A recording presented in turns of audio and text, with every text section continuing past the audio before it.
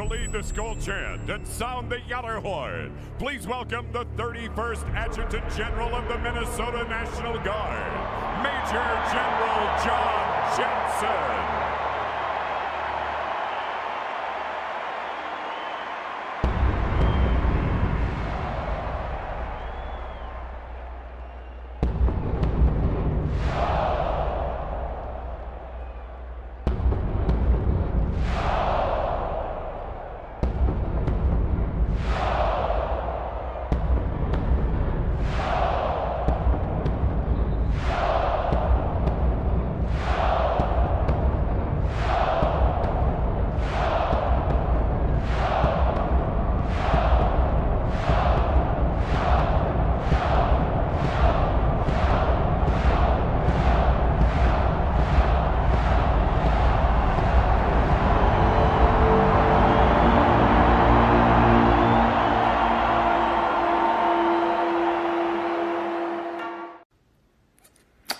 Well, hello, this is John Randall, Minnesota Vikings legend, and it is my pleasure to say, Minnesota Vikings fans uncensored, are you ready? Keith, get your people up. Let's go. Skol, skol, skol, baby. Let's go. Woo! Hello, Vikings fans. Welcome to the Let's Skol Show. I'm Michael Fish. With me, I have he who greets with smoke, Shaq. Captain of Positivity. Oh, there's that captain word again. Captain of Positivity, Cody. Keith's going to be joining us shortly. He's having some technical issues, but I have faith in him that he's going to be able to get it figured out pretty quick and join us. And welcome to our 5th off-season show of the year. We're going to be here every week during the slog that is this off-season. We're going to get through this together. Can I get a rebuttal real quick on the Captain Munderland thing? Go ahead. I was deployed 2 out of the 3 years he was here. So I didn't get to watch any Vikings football.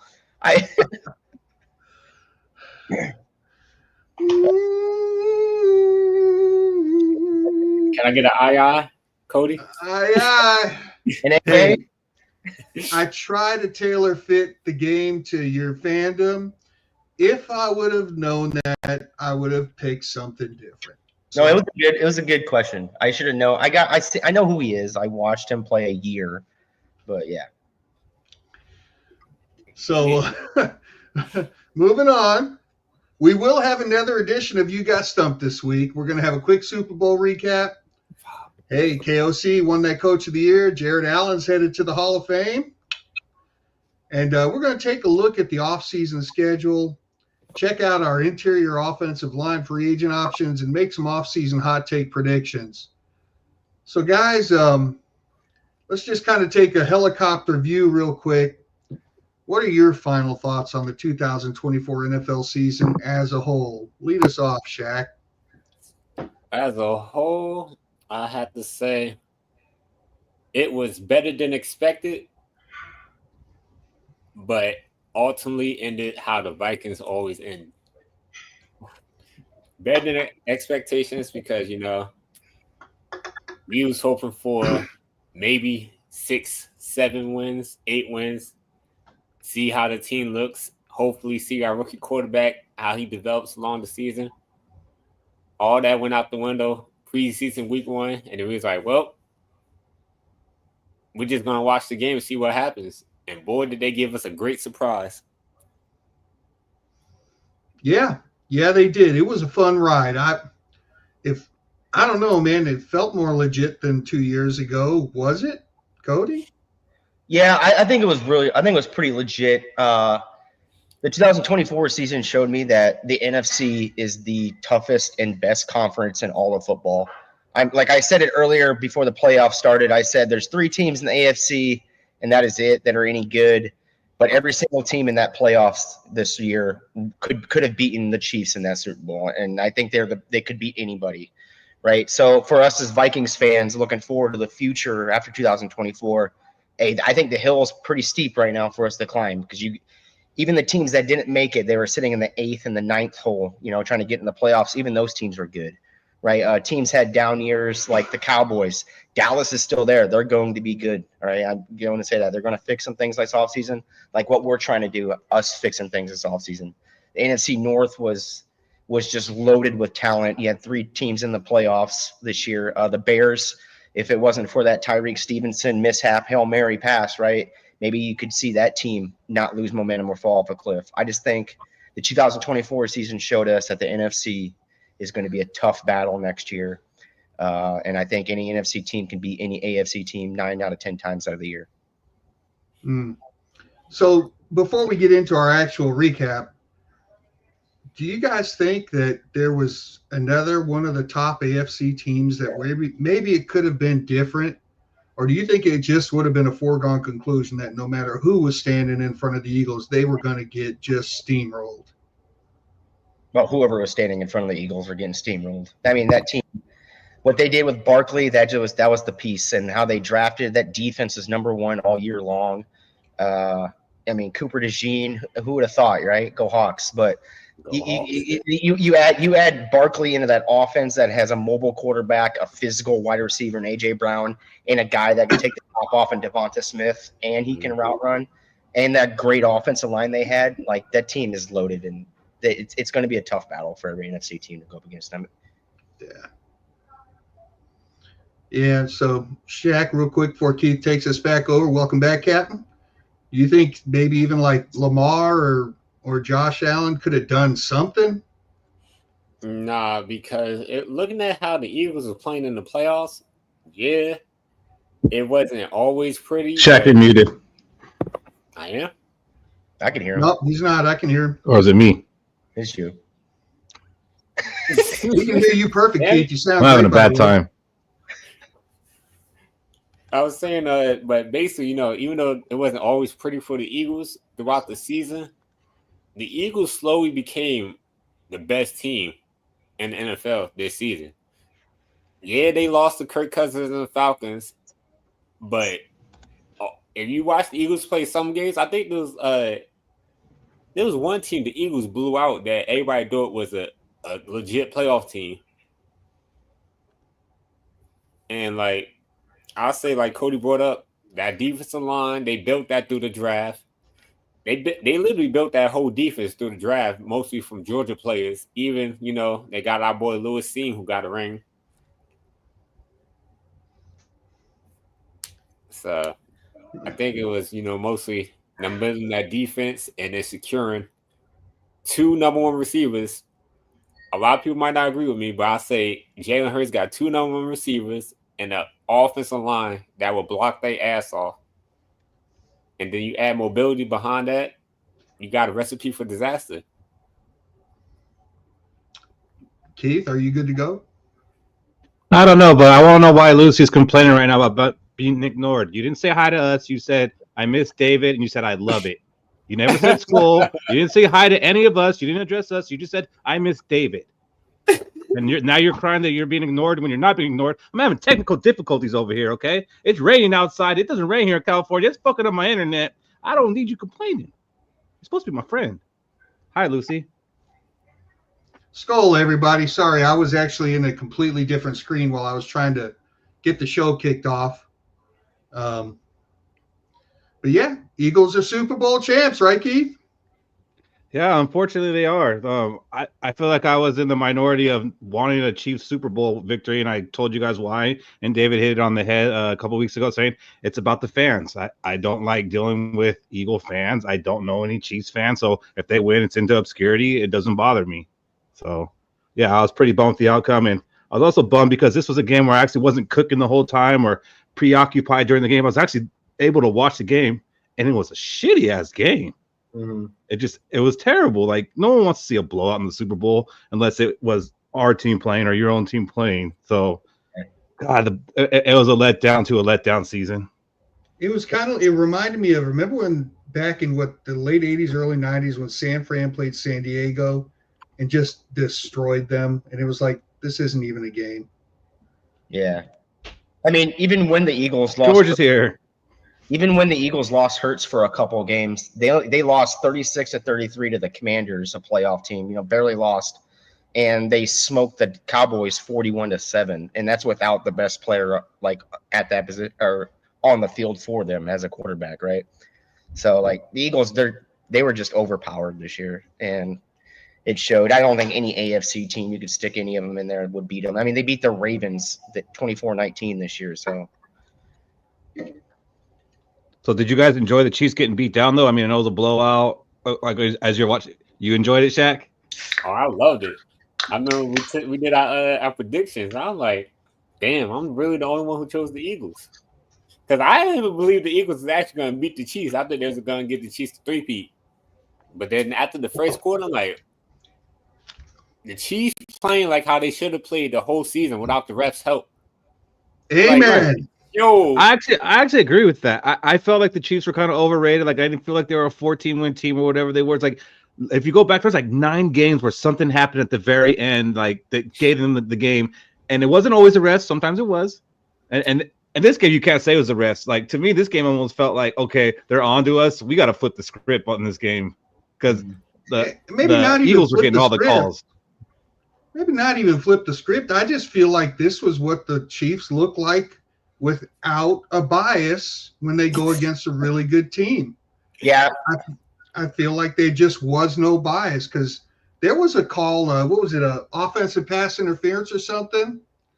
But I mean, like under normal circumstances, I feel like that fumble where Patrick Mahomes got slapped in the face. I feel like 2 weeks earlier they would have found a way to give the Chiefs the ball back. mm-hmm. we should have looked into that. We should have looked into the game more because if you look back at it, the Chiefs' offensive line was dog shit this year, like really, really bad this year.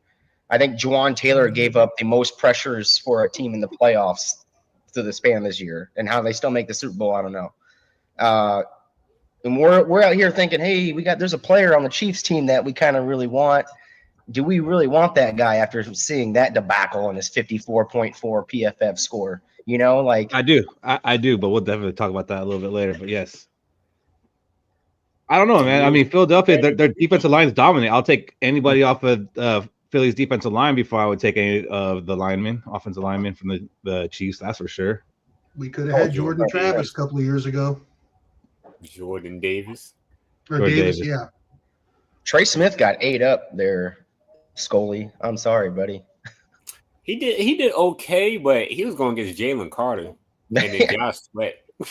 Like, there's only so much you could do. That's who we're going to go up against in the NFC Championship game, man. I mean, maybe he got cheaper. Oh, Not 22 million, but 18 now. I'll drink to that. Hey, I'll take that discount because I mean, I don't know. Did he make All Pro this year? I think he did. I think he made All Pro. I know he at least made the Pro Bowl. He didn't give up a sack all season, and I don't know if any of those in the Super Bowl were credited to him. The crazy thing about that thing, Patrick Mahomes was sacked 6 times, and the Eagles didn't blitz once. Yes, just sent 4. That was it. Take notes, D-Flow. You don't. Well, we do. But we got to get a defense that gets pressure with 4. If we have to send 5 or more, there's a problem. So, Michael Fish, the Kirk Cousins curse is no more. You know, the thing about trends and whatnot and records is they're made to be broken. So now that the Kirk Cousins curse is broken, I guess that we can just take him as a backup QB now. I don't know. What? Huh? No, think about that. Kirk Cousins and the Atlanta Falcons beat them. And that just says any given Sunday to me. They almost beat the Chiefs, but, the refs stepped in and said, nah, Kirk, not today. Again. Yeah, we ain't never letting you beat Mahomes, Kirk. We ain't never letting that happen. Shit. So, Kirk Cousins, the Falcons beat the Eagles, and we beat the Falcons. That means we could beat the Eagles.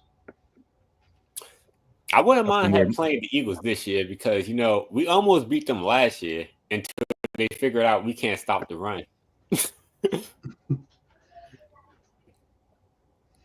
But so what did you guys learn? What did you guys learn from this Super Bowl? that I cannot wait to have an athletic quarterback who can deliver the ball quickly to our all-star receivers. I learned that elite quarterbacks, GOAT status, could be turned into Sam Darnold with a pass rush. What Robbie. happened in the Super Bowl is the NFC is going to be a tough division to battle through next year.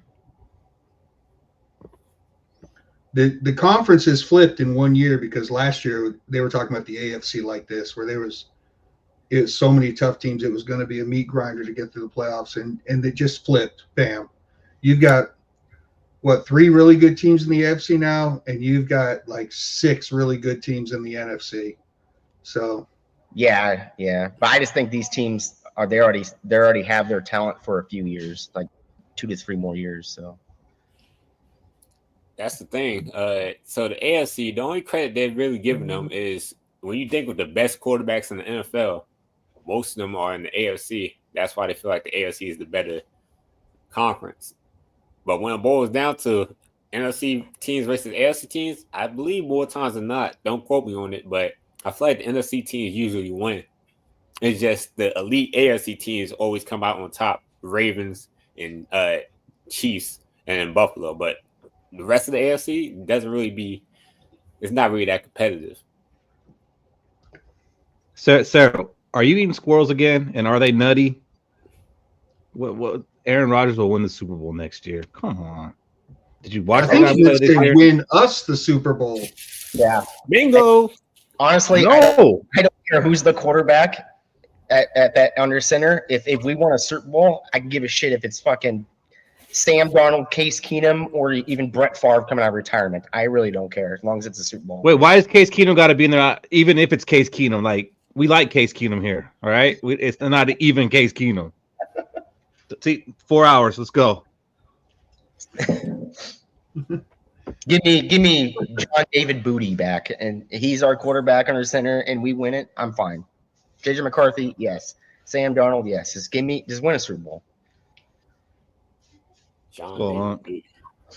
Big up. Obviously, none of us would care who the quarterback is if they won us the Super Bowl, but that's hindsight. Like going into it, none of us up here want Aaron Rodgers, right?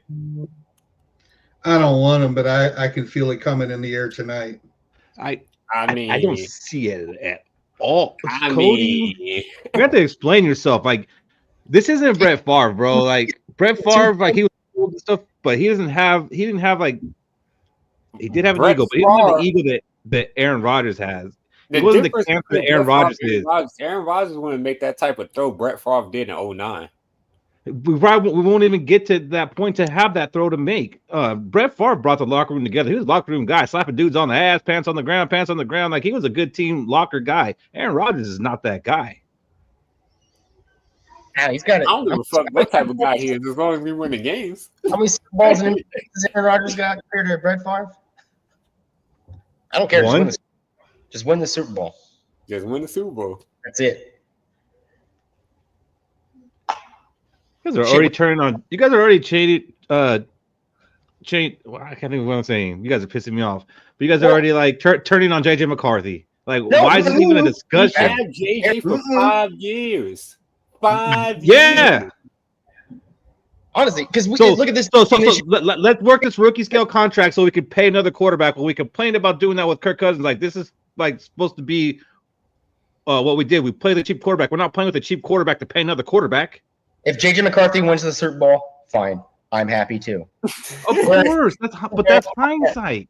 But that can't be hindsight because at the beginning of the year we said Sam Darnold was going to be ass for us, and look what he did. And we're like, oh shit! And in the middle of the year, we're like, oh yeah, we're the best team in the league. We're this. We can win a Super Bowl. I mean, that's not hindsight. We're just looking at it The captain hat. Sense now. You guys are crazy. Like I know in your hearts you guys do not want Aaron Rodgers. The only part of me that want Aaron Rodgers is because I like drama, but I don't want it for my team. Like I like to see a fire. I like to look at car crashes and all that, but I don't want it to be my team. Fish, what is your honest take? Because you've been trying to ship the Aaron Rodgers train to Minnesota. What's your honest take if Aaron Rodgers came to Minnesota? I would be compelled to get on the Super Bowl hype train. How But- did you not watch him last year? Like But the Jets let don't have me a finish shitty my roster. damn statement. No. When I hear Yes. something stupid, I can't wait. Who? Well, The figure who? out how The to what? wait. The Get who? some You patience. said the Jets? I've said it 3 or 4 times now.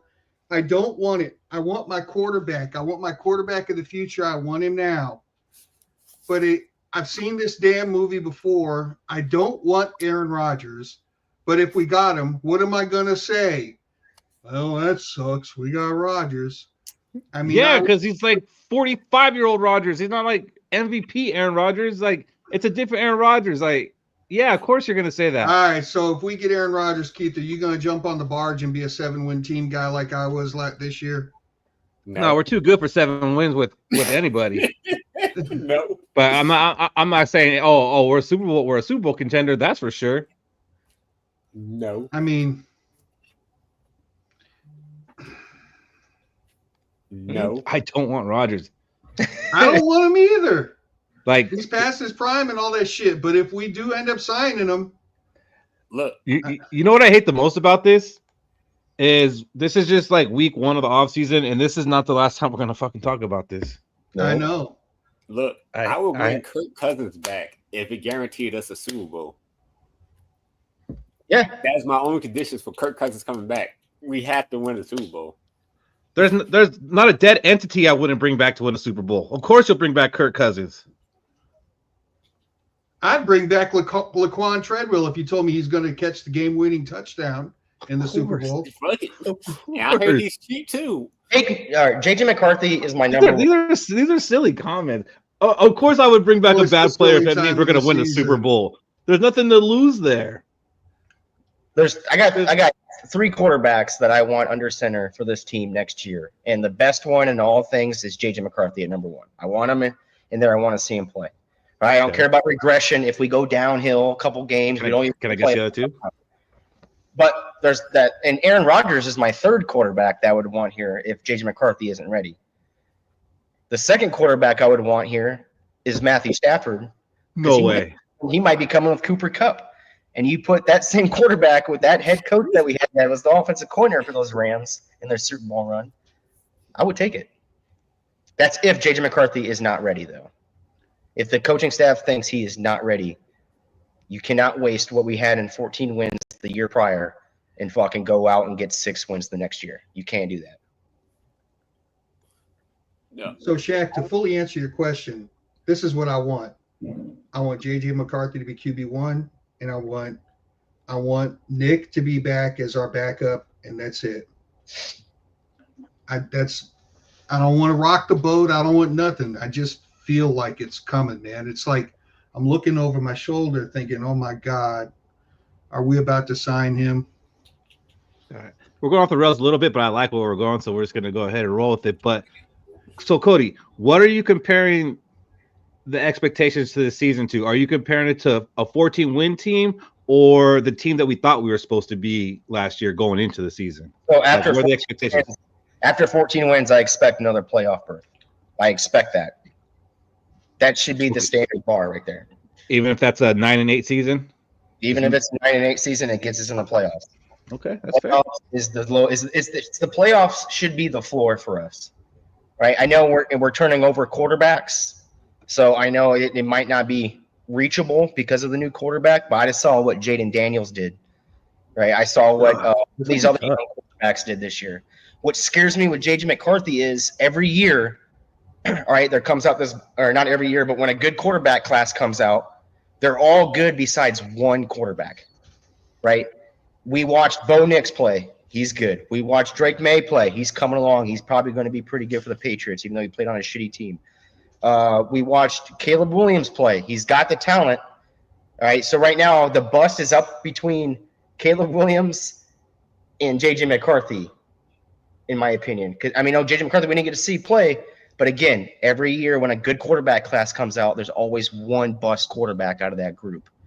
We watched with the Josh Allen year, right? They had, I think it was Sam Darnold was considered the bust, and Rosen was the bust, right? So And you look at the John Elway Marino year, there was a guy I think the Jets picked up that wasn't even any good, right? So that was the bust that year. You look at I think that was Ken O'Brien. Yeah, look at the Peyton Manning year. Who was the bust that year? It was Ryan Leaf. Like when there's a good quarterback class that comes in, there's always that one guy out of that whole group that is the bust for quarterbacks.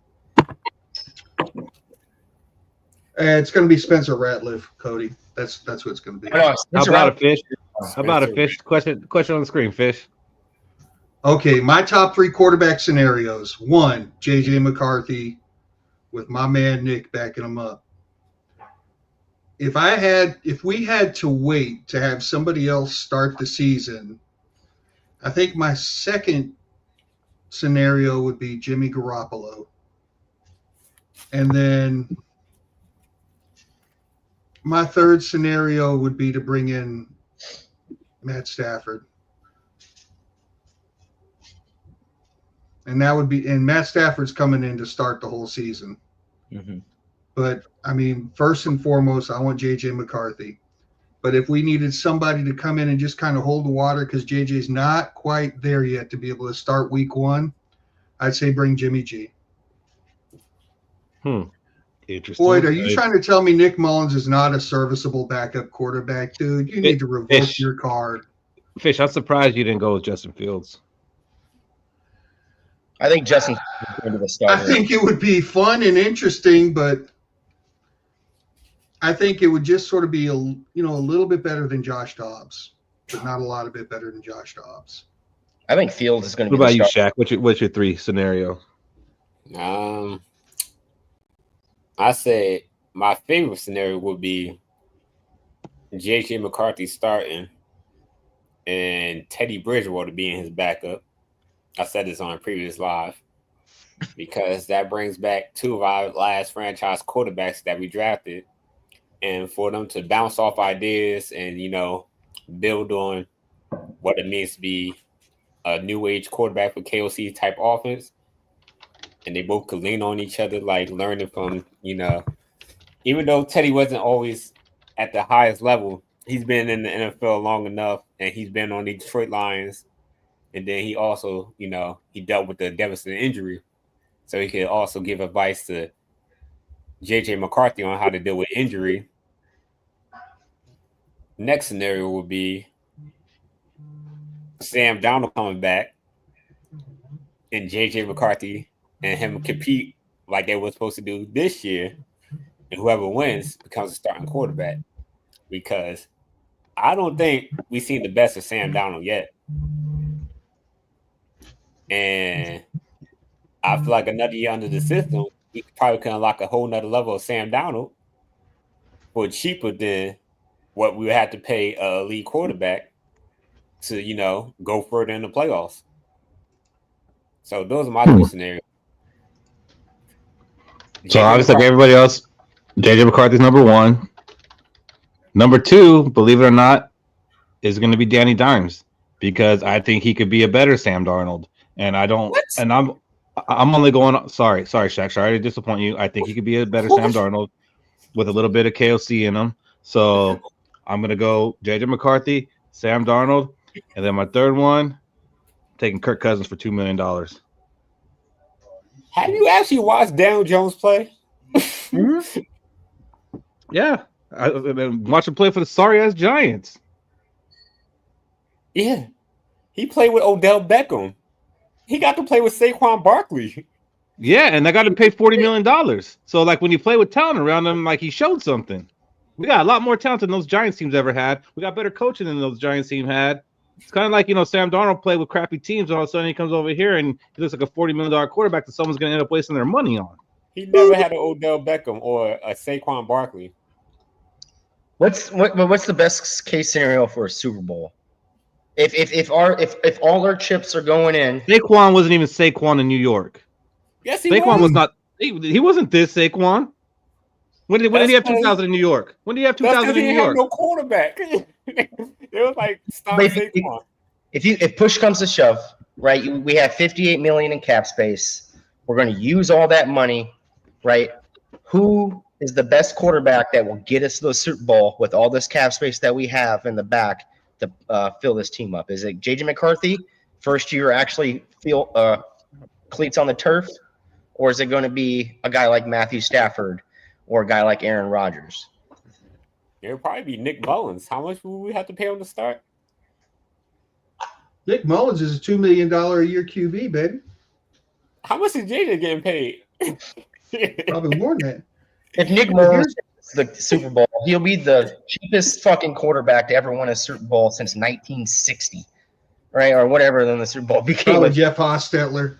So to answer your question, in my view, Cody, is we take that money that we would have paid one of those two experienced veteran quarterbacks, and we use it to upgrade our trenches. Yes. So we saw the way that the Eagles dominated in the Super Bowl. Kind of want to get back to that and kind of tie it to the Vikings and ask you guys, how far away are we from having what they have? And can we get close this season to it? I'll start us off. We're way far away from having what they have because we're built different. They're built more inside out. We're built more outside in. The type of wholesale changes that we would have to make on our roster, I don't know that a team's ever done that. I think that we're going to change a couple of positions, but not enough to be able to emulate the Eagles. We're probably, if we wanted to go that route, we are probably about 4 or 5 drafts away from being able to say we could get to where we would look like them. If we're going to win it, we're going to win different. We're going to win by throwing to the edges and running to just keep the defense honest. And our defense is going to win by being creative, fooling quarterbacks, but for us to be able to do what they did would be about 4 or 5 drafts away.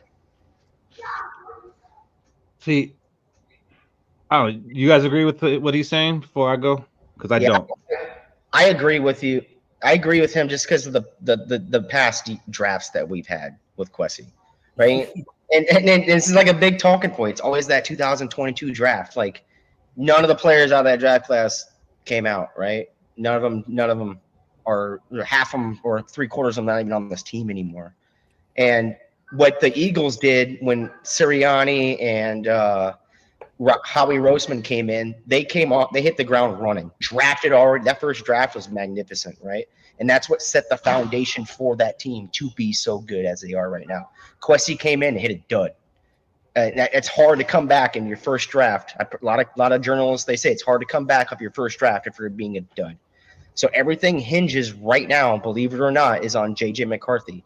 How JJ McCarthy performs, if he becomes a top 10 quarterback in this league, then I can see that 4 to 5 years maybe shrinking down to maybe 2 to 3. All right. And it all depends.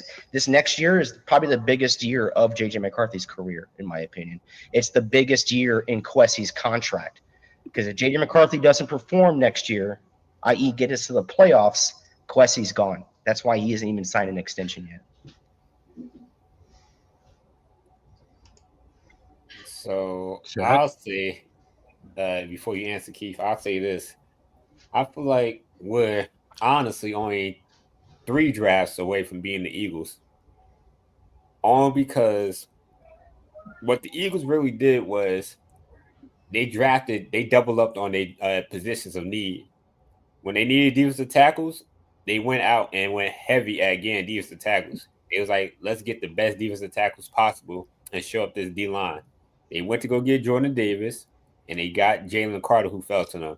It was like, all right, we don't have to worry about the interior. What do we do next? Get a secondary. They got Cuba DeJean in the second, and they got Quenya Mitchell in the first. The same draft. They was like, all right. And then they already had signed in free agency the safety who people don't like. I forgot his name because he talks a lot. I think Chauncey from Detroit. Gardner. Yeah, Gardner.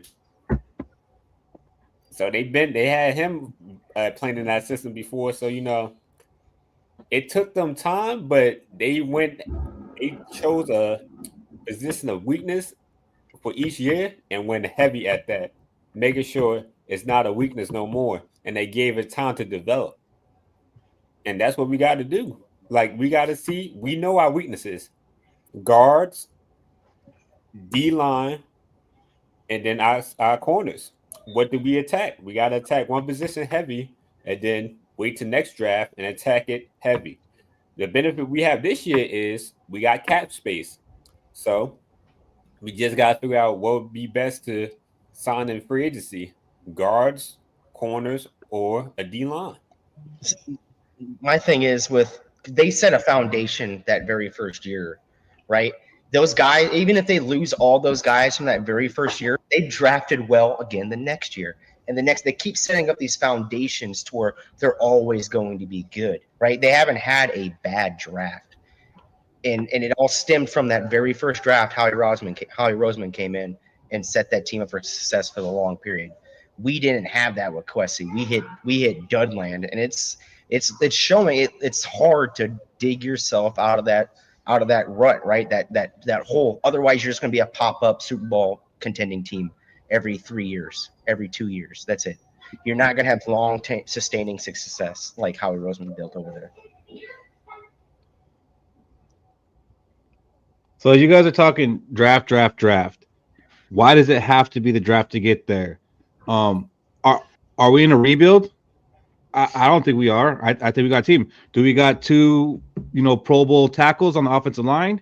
Do we got two Pro Bowlers on the edges on the defensive line? Do we just need to toughen up the middle? Yes. Do we have some money to go and do that this offseason? Yes. We can go get two guards. One of them, is going to be high priced. One of them's not going to be high priced, but still better than what we've had. And we can go get a defense tackle. You said we can't be the Eagles. We can go take Mekhi Becton right now and Milton Williams from them. We can take two guys from their defensive lines on the offense and the defensive side. Like, how far are we really? We got the edges. We just need to toughen up the middle a little bit. See, we got Justin Jefferson too. I think we can get two guys and that's it. Two big, high-priced guys and that is it. Right. And as you'll see later, there's other guards out there that aren't high-priced, but they're very good. But you still isn't high price. Still got to pay. What is it? What's the minimum for a player on the 53-man roster? And you take that. You said 20. You said 6 people were contributors to this team on the active roster. 24 minus 6 is 18. You still got to give up $18 million for 1-year deals on dudes to be on this team to fill out this active roster. So you got $18 million already gone off that 58. That's gone. 18 of it. So now where we're sitting at? We're sitting at around 30 million, right? 40 million. But right? This is where you always get it wrong when we talk about the subject. It's like, if we go sign Trey Smith for $20 million, $20 million of our $56 million is gone. No, it's not. He's going to play for $5 million this year. Yeah, that's just like JJ played for $5 million. Like, and he's going to play for $5 million the next season too. Like, they don't get that $20 million. $5 million. It's not a straight line. It's not a straight line like that, Cody. Like, they moved the money in this year. He got his 5th-year option. He got that money with that $5 million. Right, and they can move that wherever they want within that 5-year contract he signed. Restructure. It's not a straight line. Like, they signed him for $20 million. Doesn't mean he's getting $20 million this year. He might get it in his pocket. Doesn't mean it's hitting the books that way. So having the $60 million that we have, and it's going to be more than that when the salary cap ends up going up when we get that final number. And then when they restructure Brian O'Neill, because they're going to do that, because that's going to make them $8 to $10 million more, they are going to have money to go get 2 guards, and they can get a defensive tackle, a big fat guy in the middle, and then you get Harrison Phillips playing in his natural position off to the side, and you got the 2 edges. Like, we can have a dominant trenches, and KOC made it known that that's what he wants. He wants to get tough in the middle, and guess what? KOC got the extension. So I think the team's going to go the way KOC wants to go. Not the way Kwesi wants to go nickel and diamond. I'm just saying, just be prepared to where the money dries up really fast, and we only got 2 good, who's all these other guys? Yeah, that's what was said during this offseason, and then one of them ended up being an All-Pro, one ended up being a Pro Bowler. So, and we got to pay that All-Pro again. Trust the process. Got to pay that All-Pro. He's right now he's getting paid $10 million. We don't have to pay him if we don't want to keep him past the season. All right, 29 years old. Right. He knows his time's up. He wants a fat paycheck before he gets out. All right. So I kind I kind of broached the topic right there, and the awards for the NFL were last week, and we really didn't get to talk about it because we were already in the middle of our show doing other stuff. But I did want to give some due to our guys, KOC and Jared Allen, and starting with KOC, he won Coach of the Year. I feel like he has been in the running all 3 seasons that he's been the coach. So congratulations to him. Are you guys at all surprised that he ended up getting it with the way that the season ended and the way, some other team seasons went, like, the Lions, Dan Campbell, Dan Quinn for the Commanders? Like, are you surprised that KOC got it? Or, I mean, Shaq knew it like in the offseason, but are you other two, are you surprised? Very much so, because to do so much with so little, to be pressing for the number 1 seed right up until week 18. And let's just, okay. And with Sam Darnold, who up until this year was considered a bust and all that stuff, to turn so much chicken shit into frickin' sushi, 5-star sushi, which is basically what he did, and to keep us competitive. Yeah. The only other team that I could think of where maybe they should have deserved it a little more, I would say Dan Quinn, because they were an ass team last year. What were they, a 4-win team last year? Mm-hmm. And yeah, Jaden Daniels is a revelation, but still he completely flipped that around and brought him to the NFC Championship game. And I think they ended up beating a certain team in the playoffs pretty handily that I just can't think of which team that was. It'll come to me later. But I mean, I think maybe Dan Quinn I would have taken over him. But yeah, Lions fans can cry all they want, but you were the preeminent Super Bowl favorite going into the season, and your coach squandered it. Robbie want to shut up about them going off season. Yeah, what Robbie think is going to be the Lions and the Ravens Super Bowl. I mean, they came close, so I'll give them that. That would have been a much more entertaining Super Bowl, I think, than what we had. Yeah, but I'm glad the Lions went out the way they went out. Me too. Might have to make a video about it, Keith. Think we could put something on TikTok? That's a good idea. Cody. What? You jerking off? No, I'm messaging the chat right now. Oh. I just want to know what you felt that KOC's biggest impact on this team has been over the last 3 years.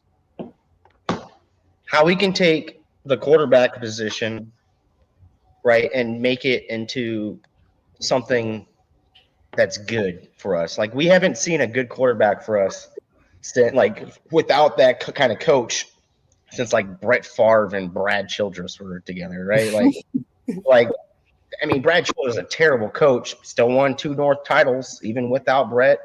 But when Brett came over, we were just a way better team, right? Because that position is the most important position on the field.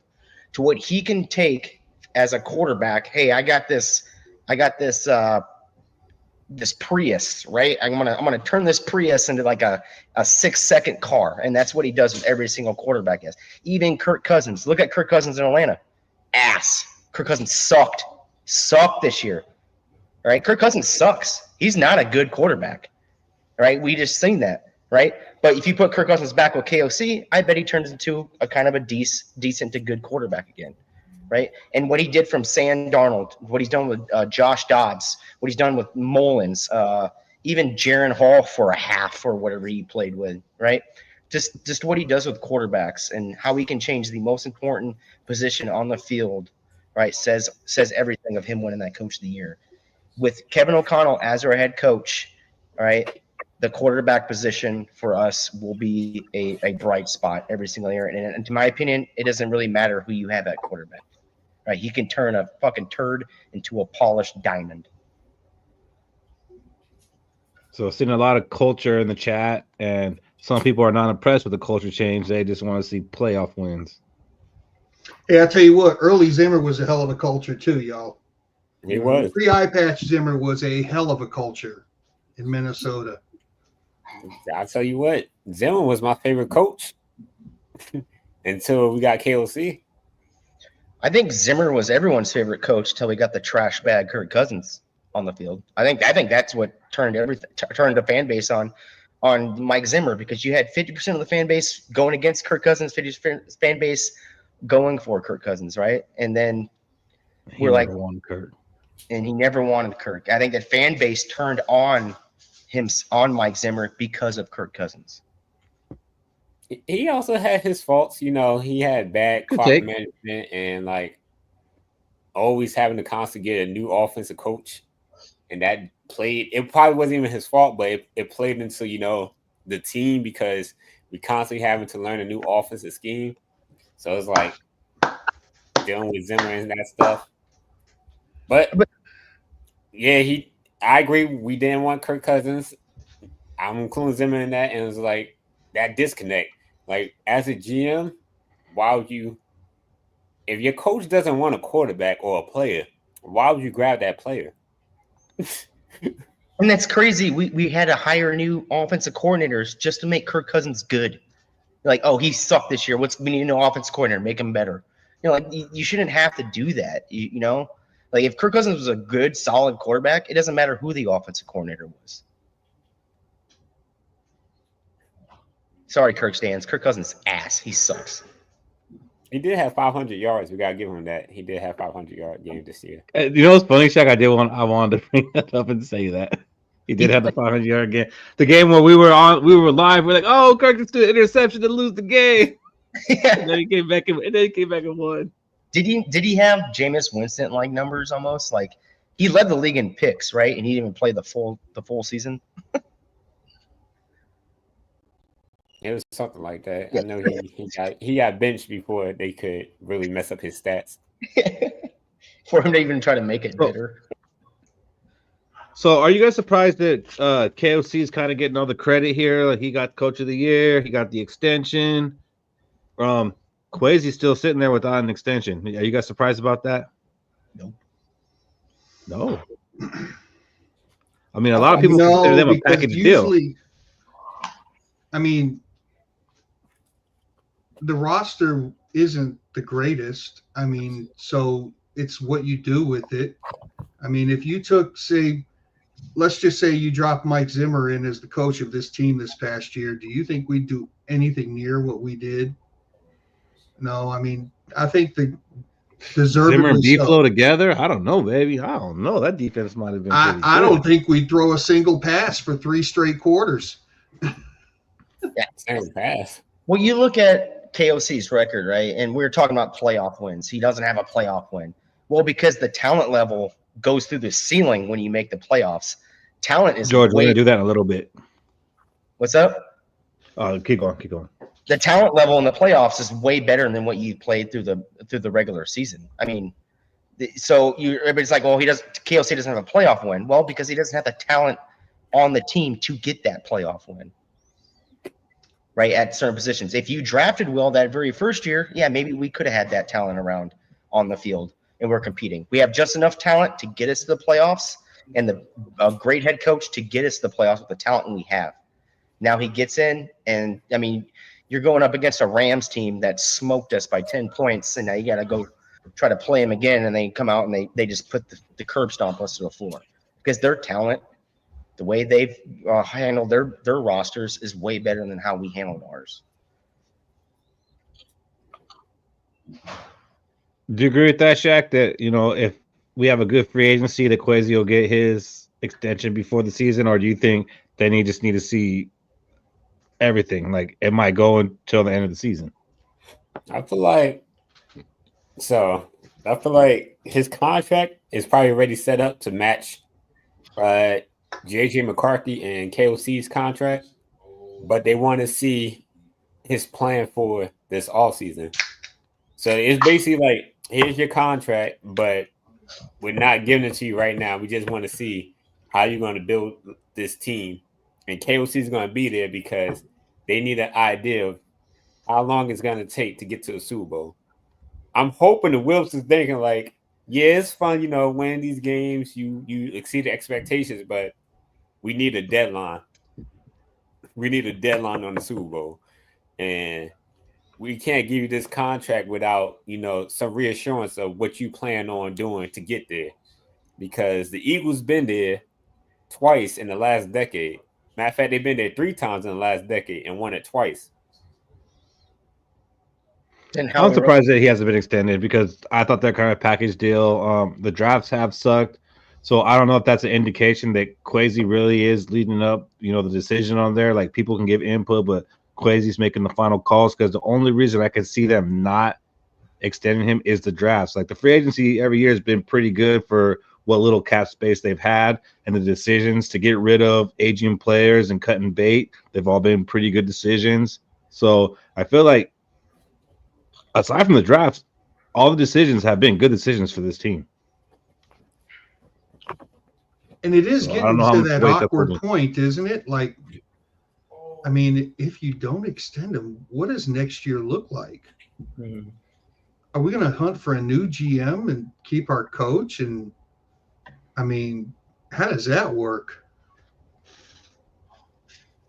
T-Bass, stop it. Stop it, T-Bass. That's gold. That's a good point, Fish. So another winner on the night was Jared Allen, who finally got his name called to be inducted to the Hall of Fame. And fellas, this was the 5th year in a row as a finalist. If you're up there 5 years in a row, that means you're a damn Hall of Famer. Like there's other players like they'll be a finalist 1 year, go by a few years, and they get brought up again or something like that. Like that happens. But Jared Allen's been a finalist 5 years in a row. That means he's a damn Hall of Famer.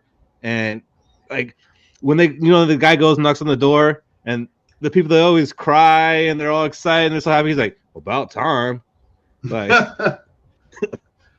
like even he knew that it was bullshit. But man, I am super stoked that Jared Allen finally got into the Hall of Fame. We got us one. He's one of my favorite Vikings. He has to be one of the greatest all time to play for this team.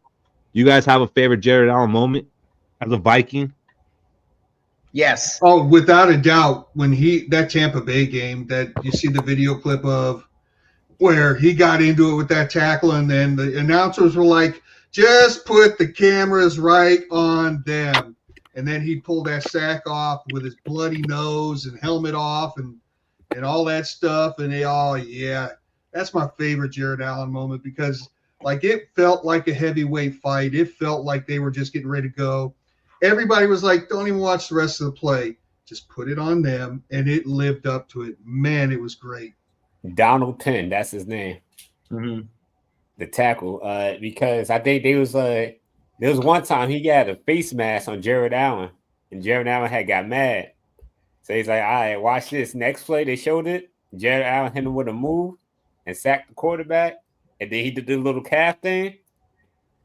And then it's like, I feel like Jared Allen was the heart of our defense towards the end of Kevin Williams and Pat Williams' career because he brought the energy. And then it was always when we need a pass rush or we need pressure, Jared Allen's there getting it for us.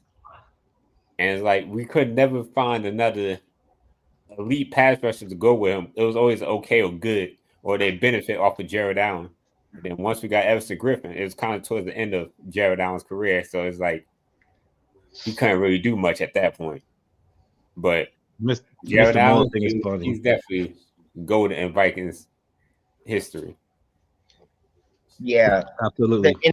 The energy we didn't start seeing like the high kicks and the defensive end edge rushers celebrations after a sack. All right, and that started for us as Vikings. I think it started with us when Jared Allen entered this team. Like when he got a sack, everybody was in the back there celebrating together, and then we moved on to Griffin and Robinson, and Robinson is just Timu's version of Jared Allen, by the way. Then we moved on to like Daniel Hunter together, and you see them doing that celebration, the energy that they brought. My favorite moment of all time, though, would be making a quarterback so deathly scared of you that you had to run out of the back of your own end zone. That would be my Jared Allen moment because ran off of ESPN this week. Yeah, you don't see it. You never see it, right? You never see a quarterback not try to make a play, but just get out of the play. And that's what he did, and he got out of that play, and that's the best moment.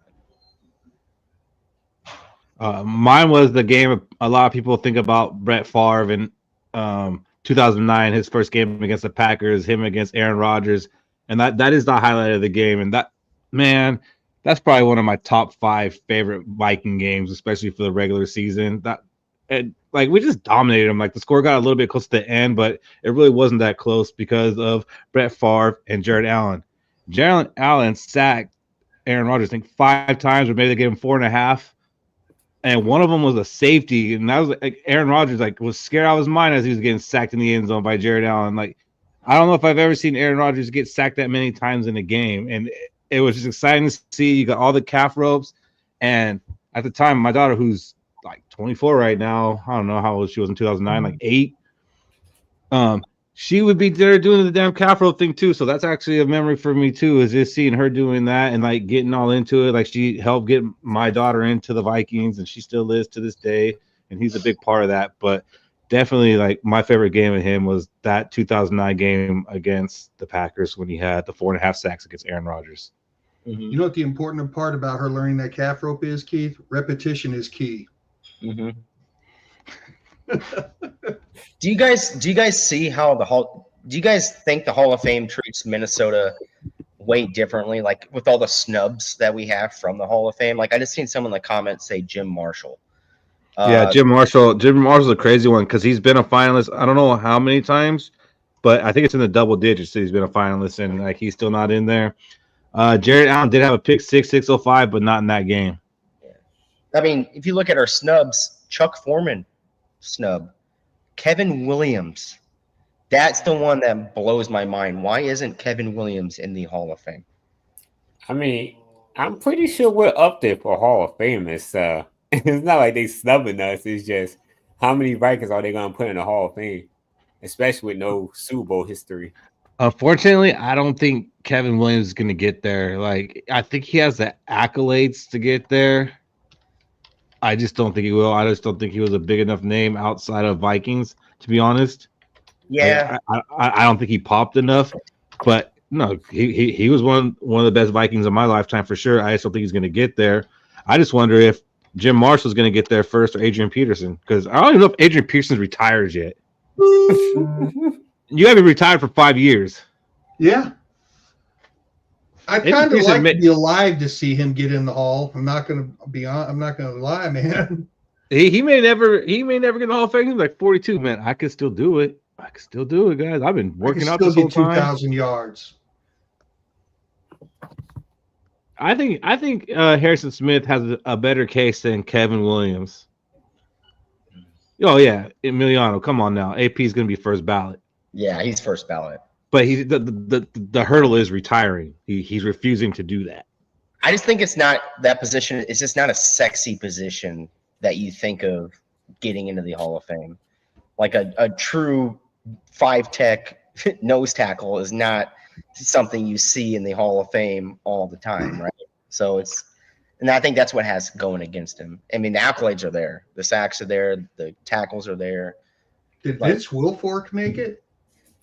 Yes. Well, yeah, I think he did. I think he does have a gold jacket. He was part of the top 100 NFL players.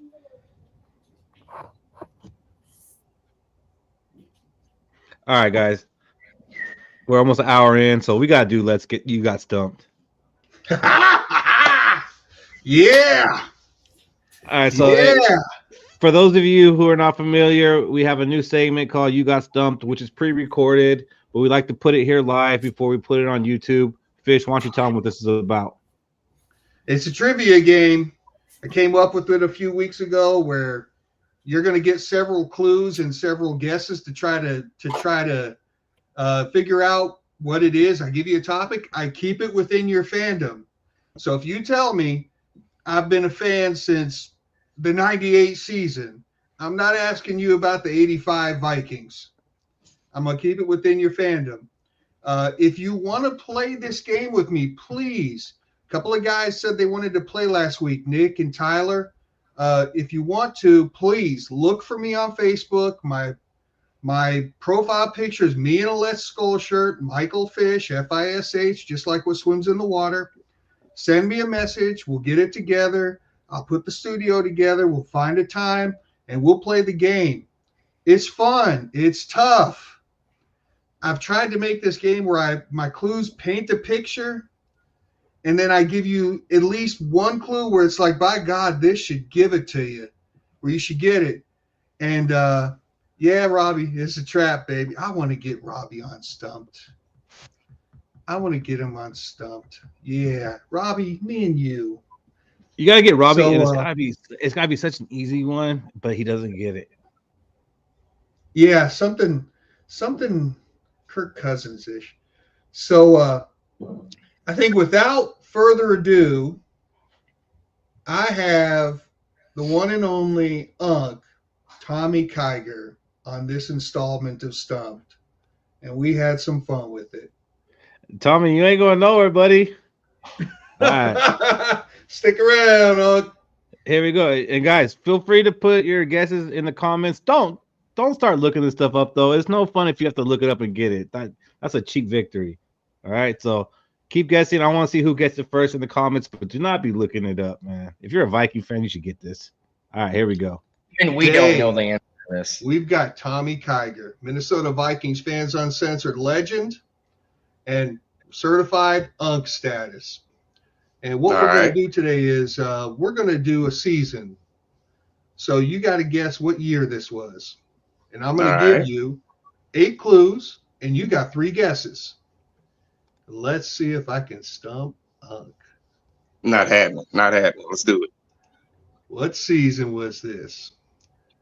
All right, you're going to get it right off the first clue. Like I can tell because we went 8-8. Ooh, 8-8. Okay. All right. I'm not ready to make a guess yet, but all right, let's roll with it. We also went second in the NFC North. All right, I can play the game like my man Ronaldo did last week, so that puts it. Okay. All right. We had the 4th ranked offense in the league.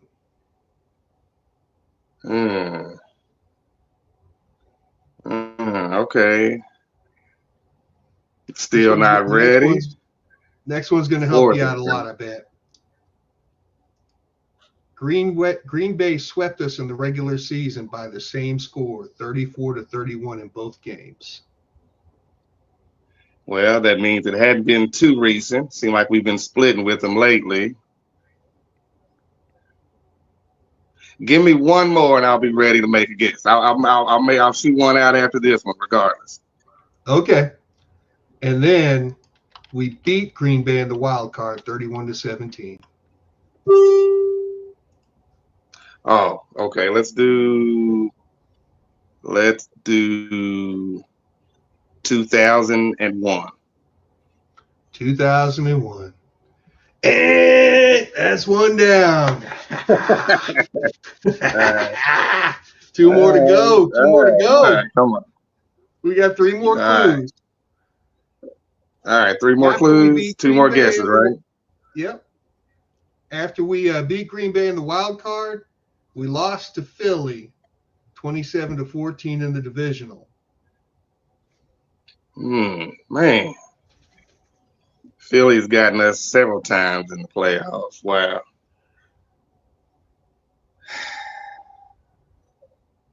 Eight and 8. Green Bay swept us.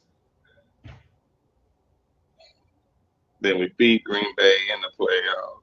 Yeah, you know how hard it is to beat a team 3 times in one season, right? Yeah. Oh, man. Let me give you one more and then get a guess from you, okay? All right, let's do it. One more. Come on. This was Chris Hovan's last season with us. This one wasn't fair. Chris Hovan. Wow. Talk about a blast from the past. All right, let's do. I'm really drawing a blank. I can't lie. 05. 05. And come on, man. Damn. But, all right. You know what? Close. What's up? I think this last clue might get you there. All right. Redemption. Mike Tice was our head coach. Oh man, I try to forget the Tice era. Me too. All right. All right, that puts it.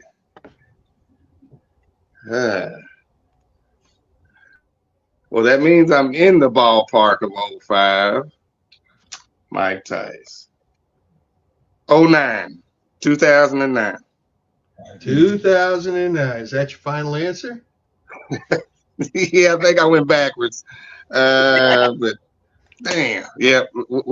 Final answer. Yeah, I stumped Doug. Hell yeah. I got you. Man. You know how close you are? It's 2004. Oh,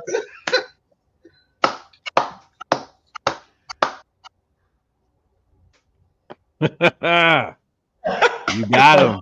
I love that. He's like, I know I'm really close. I know I'm really close. 2009. Like after his whole Thanks for playing, Doug. Love it. Hey, that's funny. Hey, there's a lot of guesses in the comments, and it ranged from like 98 to 2010 or something like that. And there's only like 3 that said 2004. Emiliano said 2004, but then he's like, nah, it's 2007. So but I mean, the giveaway clue to me when I first watched it, and like I like watching it for the first time. Fish doesn't tell us who won. I was like, dude, these are very hard clues. Like I would never get this. But then when he said we lost to the Packers twice and then we beat them in the playoffs, I remember beating them in the playoffs. That was the Moss Moon, okay? Like I remember that one. I remember where I was. Remember what bar I was at. I remember the beers I had. I remember the wings I had. No, ain't no way. Like that was the giveaway. That was go to 2009, Unc. How'd you get to 2009? How do you not remember what 2009 was? I think Unc did. He corrected himself. He's like, when he said 2009, he's like, well, I think I went backwards. Like, so he knew. I think he was really close. That was good.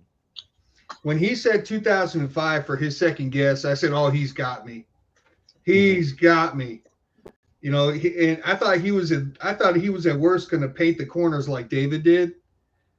And then when he said 2009, I was like, ooh, wee. Yeah, it was great. Once again, I would love to get a bunch more people.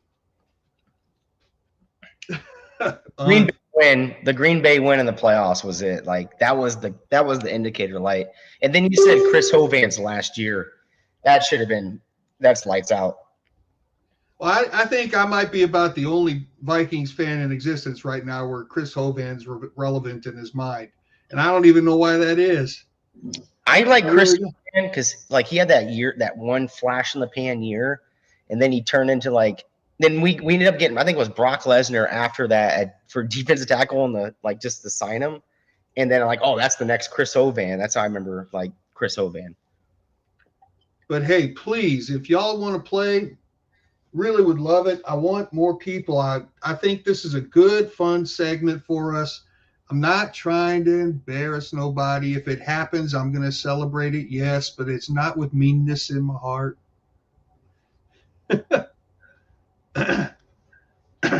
Excuse me. Pardon me just a second. All right. Excuse me, guys. I gotta flip over real quick. Flip over to my other screen. I apologize. Yeah, your stumps are really good, man. I enjoyed it when I was on. I should have stated, hey, I was deployed during the Captain Marlin years. I didn't think Captain Marlin I didn't even know who that was until you said Captain Marlin, and then I kind of like, oh yeah, he was on the team, wasn't he? So yeah, I mean, a little bit of obscurity I like. What did we do in 2000? I mean, does anybody really remember 2004? But think about it. We did have the 4th ranked offense that year. Yeah. So when I'm going through all this stuff and I see something like that where I'm like, my God, we weren't great, but we had the 4th ranked offense. And then I start to find these other little neat facts about our team. And I say, okay, I think I can paint this picture. So let's move to the present, guys. And we are getting ready to enter into free agency. It's about a month away. We're going to spend that time talking about available players we want every week, and we're going to do it in like a position based on need. Pardon me. And this week it's going to be about the interior offensive line. And I know it's not exciting, but I think it is. I think it is. I want us an interior guard that Lyft would not be able to give a ride to. You know what I'm saying? Or a defensive tackle that needs Uber X. You know what I'm saying, Shaq? You know what I'm saying? You know what I'm saying? So it's the biggest need. And before we actually get into the players as we officially enter the offseason, Shaq, what is one message you would want to tell Kwesi or KOC or anyone in the organization as they try to improve the team?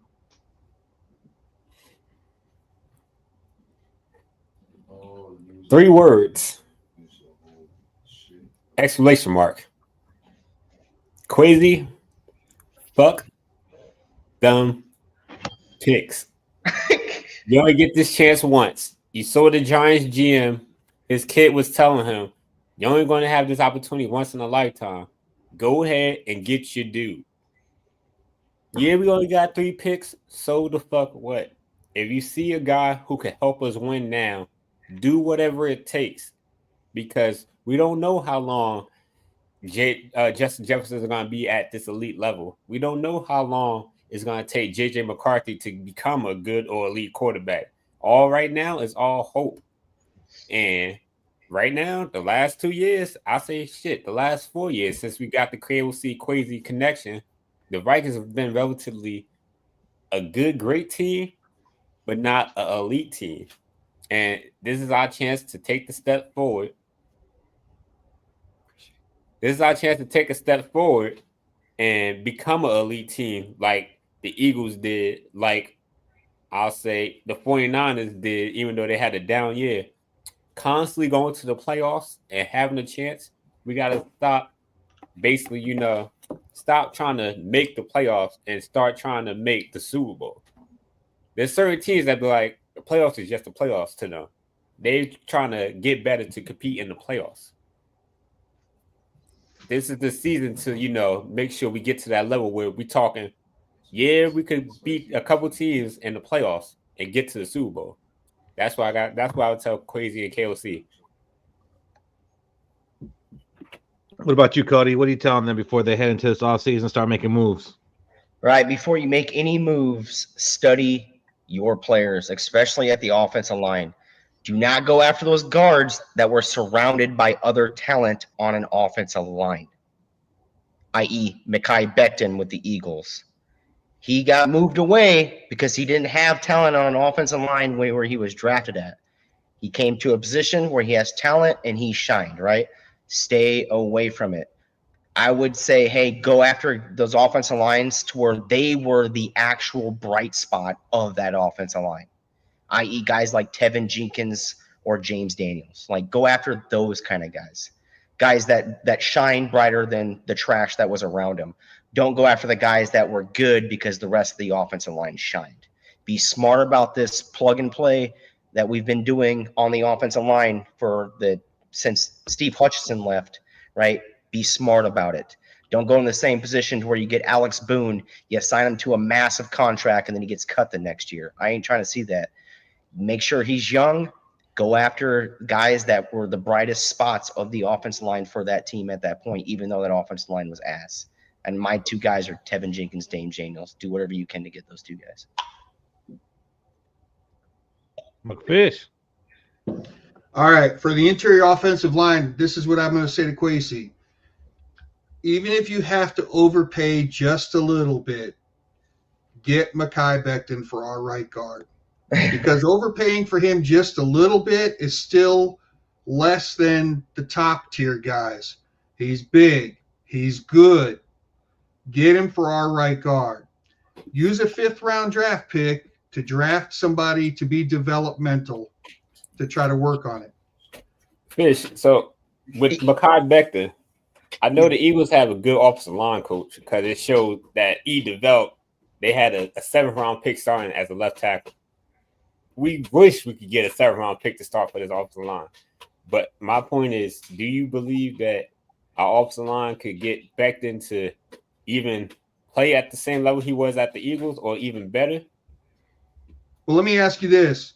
Do you think that if Sam Darnold went to another team like the Raiders, do you think he would immediately revert back to being the ass that he was, or do you think that he would take the experience he got from KOC and be a better player even on a different team? I think he goes back to being the ass With he the was. Raiders, I think he'll go back, but so it depends on who's the coach. I believe in Pete Carroll. And I believe they hired Chip Kelly too. So they might get maybe a little regression. It was a general question. I just used the Raiders. Do you think that Mekhi Becton, after playing for such a great coach, could have learned something he could take with him, and now he's a better offensive lineman than he was before he played for the Eagles? I do. I'm not saying that I don't think that maybe he will show up as good because he's not going to be surrounded by everything that he was surrounded. We've got great tackles, right? But I mean, as a whole unit, but I think that he's not going to be the ass that he was prior to playing for the Eagles. He's going to be a better player now. So he will be good enough where he will be an upgrade over what we've had. He won't be that expensive. He ain't going to get pushed around. It's going to be hell or high water for somebody to bull rush him and put him flat on his ass. So we're going to get rid of that problem.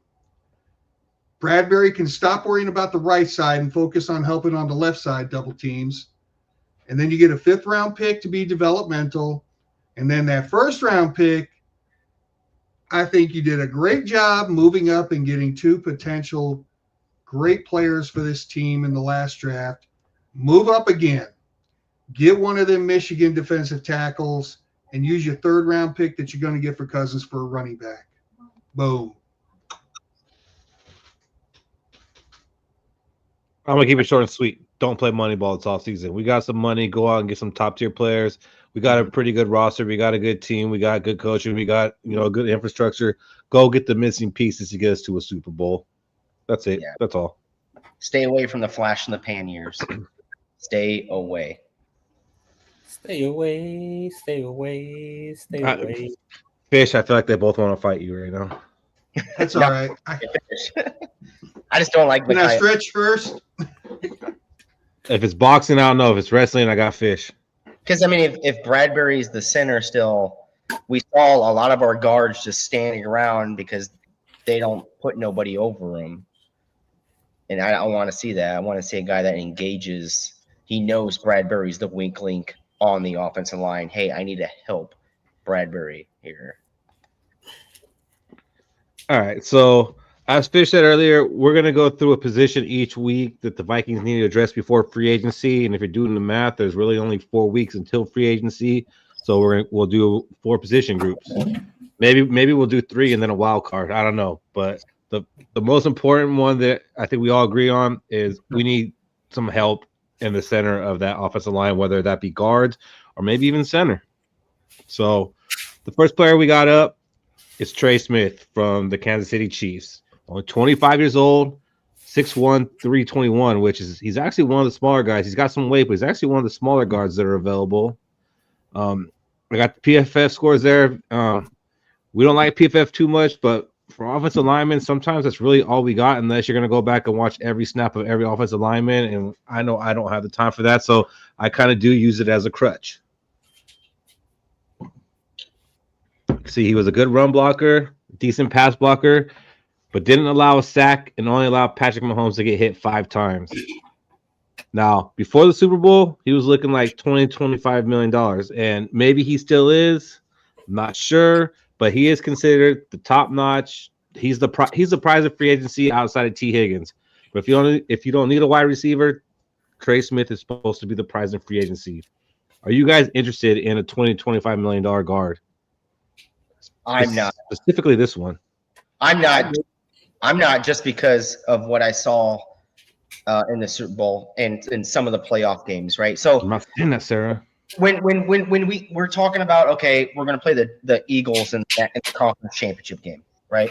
We're going to play a good team. I said it earlier that the talent, when you make the playoffs, the talent level goes through the roof. This is why we don't win playoff games, because we just have enough talent to make the playoffs, but not win a playoff game, right? So, like, I'm looking at this guy. You're going to pay him all this money, throw him in there. I think he'll be good for the season, But when the talent level starts rising, I think he falls off. So I am not going for Trey Smith. I mean, he's been a starter all 4 years in the league. He's been ranked as a top 15 guard all years, and he's only given up 8 sacks in the 4 years that he's played. So, I mean, we're looking for a guy to protect our franchise quarterback, JJ McCarthy. I think he would, be a great help to doing that. I just want to know how many sacks in the playoffs were. Those 8 sacks were in the playoffs. Probably a lot, but I'll say he was still, regardless of how many sacks he gave up, he's still in the better half of guards. Like, you bring up that list of guards we had, Trey Smith or any of those guards we had playing in that rotation. Trey Smith would be our best guard we had since probably Steve Hutchinson. Yeah? No. Yeah, because our guard's been trashed since Steve Hutchinson. And we've been making the playoffs, and we've been making do with the trash-ass guards we had. So I'm willing to pay Trey Smith that money. He's only 25 years old. And shit, sign another guard to go with him. So now we got Trey Smith and hopefully another elite guard, draft or sign another one in free agency. And you got Garrett Bradbury for cheap. And just adapt to the type of offense KLC wants to run. So Trey Smith was credited with giving up 1 sack and 2 hurries. Oh, man. So I'm thinking that they're going to try to actually keep Trey Smith, especially after what happened, which means they might have to let go of some other players. And one of those players was Joe Thuney. I was like, man, well, maybe we can make a run for him. Bro, he gave up 1 sack and 6 hurries himself. Mm-hmm. That offensive line was getting bitched during the Super Bowl. Like, that was not good. We complain about our offensive line. That looked like the Vikings offensive line. So I know some people say 19 million market value. Yes, that's if only one team was going for Trey Smith. There's going to be multiple teams going for him. There is going to be a bidding war for this guy. So that's why he has the biggest range. I got him at 20 to 25 million, and that's the biggest range. George, yes, he is getting a little old, but I mean, good guards can hold up. 25 is a little old. No. We had a great one that played for us for what, like 15 years? No, he's talking about Thuney. Yeah, I know, but I'm just saying the holding up part for a good guard. Yeah, no, they can hold up. Thuney kind of makes sense because, I mean, this is what the Vikings do. They just stick a Band-Aid on a guard, like, all right, let it ride, Like, don't say that, Cody. It's the new Vikings. It is new era. So Cody, I do think that they're going to get one guard that's 25 to 27 years old, and I do think they're going to get a Band-Aid on the other side. I don't think they're rolling with Brandel, but I don't think they can afford 2 top of the lines and get a defensive tackle and maybe a cornerback. So I do think they're going to get one young stud and they're going to get one Band-Aid. Yeah. And I don't know if this does going to be Trey Smith because I don't know if we can pay him $20 to $25 million, to be honest. And I really think the Chiefs are going to do everything they can to restructure, cut guys to keep them. So that would bring up the next guy, which is Will Fries. So that's another guy. This is one of the guys I like too, because he is on an offensive line that to where he was the bright spot of that offensive line. Will Fries was that, okay, that offensive line is good because you have Will Fries. It's good because you got this left tackle, this right tackle, and this center. You know what I'm trying to say? He was good because he made himself good. No other lineman on that line made him good. He was good. So I'm all in on Will Fries. I will take him at 14 to 17. I'll put him above market value at around 18, 19, 20 million. Yeah, I like him. He did go out this season with a fractured tibia, so he will be coming back from a broken leg. I don't know how much that affects the guy. I mean, after seeing O'Neal come back from a ruptured Achilles, I got faith that he can come back from this. He improved every year. Like his first 2 years weren't great, but his third and the start of his 4th year, they were really good seasons for him. He's more of a run blocker. He can get to the second level, take out some linebackers. The pass blocking, 18 out of 135 of the guards. That seems good to me. I don't know. I think this would be a better option for us than Trey Smith just because of the money alone, because I think we need to get 2 guards. You agree, Shaq?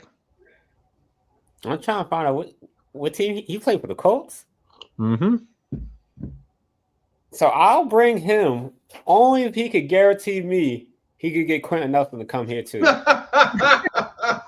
Because Kobe what? another offensive line. I'm like, Will Fry, Colts. You must be talking about Quentin Nelson dominating the offensive line, helping the team play how they should be. Not taking nothing away from Will Fry. He might be an excellent guard for us, but I haven't really seen much from Will Fry this year. I gotta go back and watch the film, but if he could bring us something remotely better than what we had, sure. But broken tibia, I did not know he had a broken leg, and he only played like 5 games this year, so the tape is going to be short. Mm-hmm. Injuries affect players differently, so we got a left tackle. So my biggest sounds like a Quasi special. Yeah. It does sound like Quasi special because you know what? If he didn't get injured and he continued on the trajectory he was on the season, we'd be talking about him over Trey Smith and about those dollars. So you're kind of getting at a discount, and I think Coach was going to kind of say it, but Darisal's been hurt every single damn season. Yeah, and with Darisal's injury, I think you're going to need to spend more money on left guard than you're going to spend money on right guard because I don't think we see Darisal back until like week 3 or 4. I think Darisal's back week 1, to be honest, but the problem is there's not many left guards out there. Like, there's a couple, and we're going to get to them, but there's none that are going to cost more than these right guards if we're going to get one of the top 3. So Trey Smith and Will Fries, those are the top 2 at right guard. Next, McFish, you okay over there? I'm doing good. My man Crush. Right back then. Now this is a mammoth of a man. 6'7", go ahead and say that weight, 363. That is a mammoth of a man. Now, I don't be negative here, but that almost seems too tall for a damn guard. Like that seems like it could be some trouble. That does seem Will Freeze is 6'6". He's only an inch taller, but he weighs. Does that say 363 or 383? 363. You wish it was 383. I wish it was 383, man.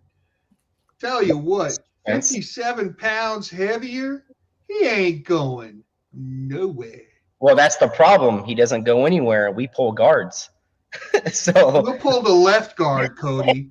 We're just gonna make damn sure that they don't try to stunt or twist on the right side ever again. Oof. What was that, Fish? Good luck. No, can you pull? I'd be looking at stunts. Emiliano, that's fair to say that he might be slightly overrated because we're really judging him off of one season. He was drafted by the Jets as an offensive tackle. He was the number 11 pick overall. So he was highly regarded, and he had injuries at the beginning. And then once he was healthy, he just did not live up to a first-round talent at all. They didn't give him his fifth-year option, and that's how the Eagles ended up getting him. I mean, he's still only 25 years old. He's got 5 years in the league now. That's pretty crazy. So, that's tempting. And the salary, $8 to $10 million, if that's really where it's at, I'm in. I don't know what offense. I just don't know if he can pull like what our guards do. They pull out and they, I'm saying, what's an offense that's just straightforward run down your throat is the Eagles. The only things they pull are tackles. From what I heard, he ain't got any kids yet, Cody. So his pullout game is great. All right, let's go.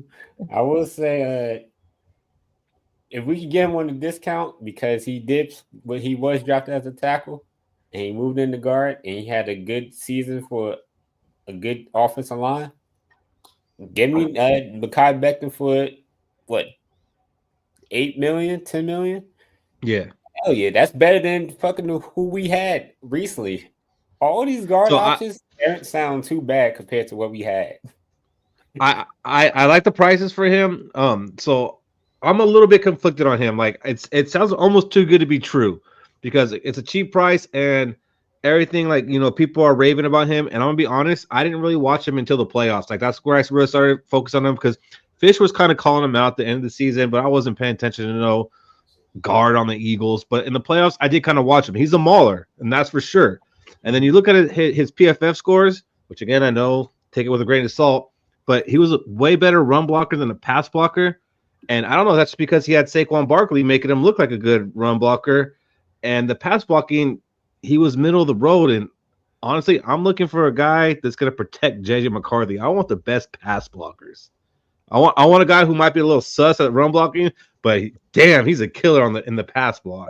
So you want Dalton Risner? They're agile, and I don't think Dalton Risner was a killer in anything. Mekhi Black is not agile at 363. That's a fucking tackle. Wait, yeah, man. he's Bradbury's agile for his size. You gotta say that he's agile for his size. He's not agile straight. He's not agile. I tell you what, I bet you if it's 3rd and goal from the 2, I bet you we can run it in for a touchdown behind him. Push. You know, that's true. And you know what? I got it on good word from a bunch of people in the chat that JJ McCarthy's a handoff quarterback anyway, so maybe I got this wrong. Maybe we do need a run blocking guard. Well, change the scheme. Say no more pulling guards, and we'll get them. Okay, bet. That's what I was. This scheme's ass. This scheme's ass. Our offensive line game ass. If we can't get the play action going, what the fuck? So Shaq, you've been kind of critical of all 3 of these guys. I think you're more into Trey Smith. Am I right about that? Out of these 3, we've talked about Trey Smith, Will Fries, Mekhi Becton. Who do you hope the Vikings go after? Honestly, all those 3, I'll give Trey Smith that $20 million because the next couple of guys, shit. I just looked at the list. Give me Trey Smith for one of these guys. We ain't talking about the offensive line all year. And I agree with you. I'm like Will Fries or Trey Smith. I kind of want to go with Will Fries because he might be a little bit cheaper. And then give me one of these next guys because then I think we still go get a dominant defensive tackle and maybe we add a cornerback.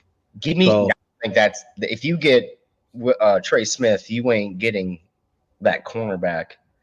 I think you give me the next 2 guys and then you can go get your defensive tackle and your cornerback. I just don't think you're going to get all 4 with Trey Smith. Mekhi Becton, I think you can get the defensive tackle cornerback. But if you go get Trey Smith, I think that's why I said maybe Will Fries instead of Trey Smith because I think you can get Trey Smith and then one of these next guys and still make some moves. So the next guys, these guys are older. These are we're talking Band-Aids. We were talking about Band-Aids earlier. These are guys maybe 1 or 2 years. Okay, and Kevin Zeitler, he was somebody that I wanted before he went to the damn Lions. He got a year older, but damn it if he didn't have one of his best seasons last year playing for the Detroit Lions. If he's only $6 to $7 million, I think they're going to try really hard to keep him. But if they don't, I'm definitely open to it. But now we're talking about cheaper right guards. We better be getting Tevin Jenkins on the left side if we're going to go get one of these cheap right guards. And we will get to the left side after we go through these right guards. But what do you guys think about bringing Zeitler in? No. I ain't against it. That whole offensive line was really good for Detroit. I think he entered because he entered right to the Lions and he shined. So I want the guy that shines with the trash O-line instead of the guy that shined with a good O-line. It tells me nothing about this guy. He played with a really good O-line. Okay, he had help. How about when you get 0 help, when Bradbury's to the left of you? What are you going to do when Bradbury's to the left of you? Are you going to look at it oh, shit, he's getting smoked? And that may be true. These next 3 guys, it might be a 1-year deal, and we have to, go for another young guy next year when the cap goes up again, and then we got more money. And I'm okay with that. I just want to address it for this season because we are in a Super Bowl window, so I want to compete every year. I don't want to get a guy in here that's going to take a couple years, to develop. So if we got to bring in one of these guys, it's going to be a good Band-Aid for 1 year, but we also get a stud on the other side of our center, I'm fine with that. And I want guards that are going to make Bradbury better because I'm telling you guys right now, and I'm going to say it again throughout this whole thing, Bradbury is not going anywhere. So we need to improve his left and his right. And Zeitler, the thing that scares me about him, the only thing that scares me about him is that the Lions were his 5th team. Yes. And he's not exactly an expensive guy. So why isn't he sticking? I hold him in high regard, but again, we don't watch guards as much as we watch receivers and running backs and defensive players. So I just want to it gives me a little bit of Reisner vibes. Yes. Yeah, that's exactly what I was just thinking. I'm concerned it's a Reisner situation. Because the first year we were all stoked. with Reisner, right? Fish, we were all stoked with Reisner when we first got him. We were all happy he was about like, it. wasn't he like the top offensive line free agent prospect that year? I mean, he was like number 3, but he was cheaper than the other 2. Emiliano, it's not that he has compromising pictures of Ziggy. It's that he doesn't suck as much as people like to think he sucks. Yes, he might get forklifted here and there, but he's very cheap. Okay, so I think that's what keeps him around, and it's gonna. There's nobody worth trading him for as much as it's gonna cost. So you give him 2 competent guys to his left and his right. All of a sudden, he's all right. He's okay, and I think we can improve our guards a lot easier than we can improve Bradbury at least this season. Yeah, but you hit it on the nose with those. You get him 2 competent guys from left and his right. Well, we got the one on his left that's not going to be good. We know this. And I don't like hearing, Brandel played fine while Darisaw was there and everything, but once he went out, then he wasn't good. So once Darisaw comes back, he'll be fine. I don't want that. Don't give me a damn guard that's going to be dependent on Darisaw. Like, you're making Darisaw work double. How many times did we see Darisaw taking on 2 guys? Mm-hmm. That's probably why he got hurt. I mean, so then you probably don't want this guy. Well, I saw the talent level. He's on the other side. We talk about talent level with Trey Smith, right? But Juwan Taylor was ass on that right side, that right tackle. So, like, I would bet Trey Smith is a way better player with us than what most of these guys are. Trey Smith is one of those guys that did shine, but what scares me is when he entered the playoffs, the talent level was way good. So, hey, he's old though. God, I wanted this guy in the draft. Yes, me Cody, too. I'm sure you did, Cody. Iowa, right? Hawkeye. I wanted Hawks. Yeah. He's one of the only offensive linemen that I can remember wanting. Like, what was it, like 10 years ago? Like, I didn't care about the offensive line. I didn't think about it, but I remember him. I was like, God, I hope the Vikings get him. And when the Redskins at that time drafted him, I was actually pretty bummed about it. And he was a free agent 3 years ago, and there was all this talk about, he's from Iowa. That's close to Minnesota. He's got family. Like, I thought it was a done deal. I thought he was coming to us. And then the Jaguars offered him a pretty big contract.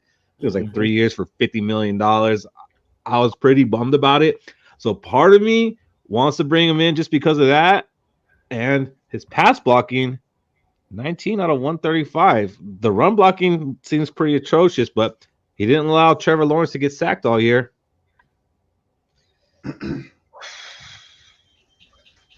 I just want you to know, Keith, that these last 2 people that you brought up have made me think that maybe there's still a little light for me after all.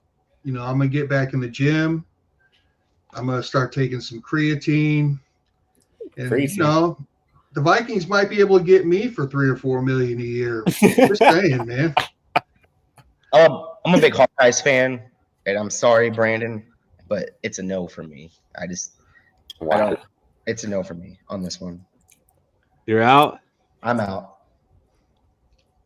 You realize, like, we're not going to get 2 studs, right? I'm tracking that. I know. You might end up with Ed Ingram back in there if we don't make a move. Well, the thing is, there's some left guards that can play right guard, that have played right guard when we go in a left guard. That is true. So, you know what I wish I knew? I wish I knew how many teams needed 2 guards like we do. Yeah. I wish I knew the competition level. I'll take Brandon Sheriff. I'll sign him for 2 years. I would take him. Northfield, who got Lawrence injured? Lawrence got himself injured by running with the ball. Yeah. It wasn't a sack. And Brandon started last year. I don't want a Band-Aid. This is another Band-Aid. 33 years old. That's a Band-Aid. That's a 1 year. One of these guys are gonna be a Band-Aid. Look at the list of guards we had. Even if this is a Band-Aid, this is better Band-Aid than what we've been putting out there on the field. I know, but I know a guy that plays left guard that will play center or right guard. That's on the left guard side right now. So yeah, we know him too, but he's also come back from a ruptured Achilles, Cody. I know who you're talking about. So bring him on. Salt there. All right, we're not there yet. Next, we got another old guy, an even older guy. All right, if we were in a Super Bowl window, that's the guy I want. Are we in a? Are we not in the Super Bowl? Are we not in the Super Bowl window? I think we're in the Super Bowl window. Are we not? Am I wrong? Do I have purple shades up? Everything hinges with JJ McCarthy. That's the position. It all hinges with him. Now, this might have been his worst season as a pro. That's the only thing that worries me because he is 34 years old. The name is intriguing as hell. Yeah, Robbie, he's kind of expensive, $7 to $9 million, because he's contemplating retirement. Mm-hmm. So I don't know if I want to guard this thinking about retirement. Now, if you went out and grabbed Matt Stafford and Cooper Kupp as a combo deal, yeah, fuck around with this one.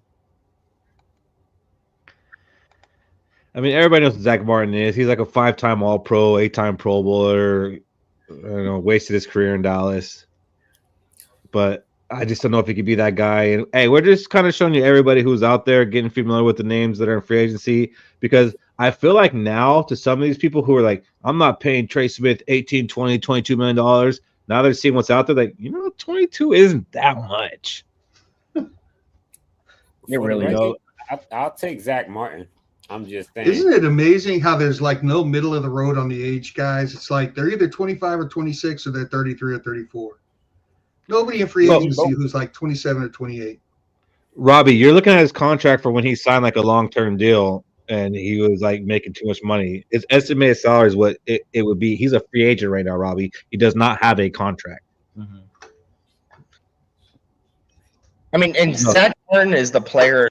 Out of all this list of old dudes, Zach Martin is the type of guy that you might see a resurgence from, like the Rams did when they won their Super Bowl. They signed Andrew Whitworth, right? And then you saw a resurgence from Andrew Whitworth. I think this is the guy that you could see another resurgence from. Last season was the last of his contract, Robbie. I don't know. Do you need sign language? I don't know if I could do it. That was the last part of his contract, of his long-term contract. So yes, he was overpaid last season. I will say Zach Martin, he did have some bad struggles last year. Like, you saw the regression. He wasn't that all-pro guard he usually is. But if he get that resurgence, and like you was talking about earlier, Keith, about scouting offensive line, Zach Martin was the first tackle that I seen turn into a guard. And then that what made my mind set up to, if you could find an elite tackle or a good tackle, he could become an elite guard. Well, he became a guard because he's 6'4", 315. He's not 6'7", 360. But he was a tackle coming out. I know that. Well, yeah, he had to get pushed the guard. He's small. See, I like Bob Sweet's thinking. Can we get Cooper Beebe from them? Shit, can we go get Will Hernandez? Oh, can I get to the next one, Cody? Oh. So the next guy I got on this list is somebody I actually won last year. He kind of falls in the same category as these old dudes, but he's younger, like, if that makes sense. And that is Will Hernandez, there's a 29-year-old. Really? So he's 29, but he kind of fits in that same bin as far as talent-wise as the other guys. He's just younger, which there is some benefit to that. I was hoping to sign him last year, but the Cardinals ended up bringing him back. But he's 332, 6'2". He's a good pass blocker, blocking our franchise quarterback. I like it. Not a terrible run blocker. No sacks allowed. No hits allowed last year. Now, it helps to have a mobile quarterback. JJ is mobile. Maybe not as mobile as Kyler Murray, but he's still a mobile quarterback. And the guy's cheap. Mm-hmm. I wanted this guy in the draft. I remember this Will Hernandez. I think the Chiefs ended up getting another guy that's a big mauler-looking dude, just strong in the trenches. Yeah, this is one of the guys. He went to the Giants. Yeah. Was that the year we drafted Chaz Surratt? No. That was only like 2-3 years ago, Cody. What? Cody got Nelson Mandela. Will Hernandez is 29, bro. He was drafted like 7 years ago. Yeah, 2021, right? Yeah, 7 years ago was 2021. James Bradbury. Oh, Bradbury year. That's when we. The Mandela effect in full effect. My God. So I will say. Oh, Sarah. I remember Will Hernandez coming out. Sarah, why you do that, Sarah? I remember Will Hernandez coming out because they said he doesn't fit the scheme. That's why we didn't draft him.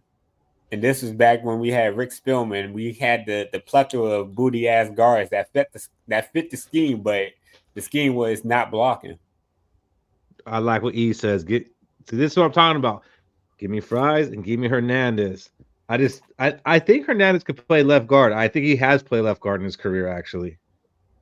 So, like, that's the kind of combo I'm talking about for going for a combo. We got to get Will Fries or even Trey Smith, and then we got to take either one of these old dudes or Will Hernandez.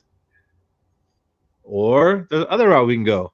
Oh, Creed Humphrey, the center draft in 21.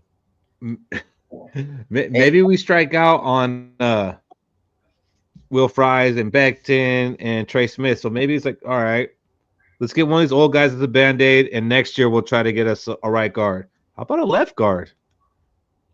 That guy. This guy. That's and I'm going to say it off the bat. The only negative about this guy is his injury history. He hasn't played a full season in his 4 years. He's played like 12 games, 10 games, 11 games. But you know what? Christian Darrisaw hasn't played a full season either. So if we're going to hold it against him, we got to hold it against Darrisaw, who we made the highest paid offensive lineman in NFL history. So he's not going to be the highest paid. $13 to $15 million. Put him over there next to Darrisaw. Oh my gosh, we'll be running the ball left only. This is the meanest fucking guard in this year's free agency class. The meanest.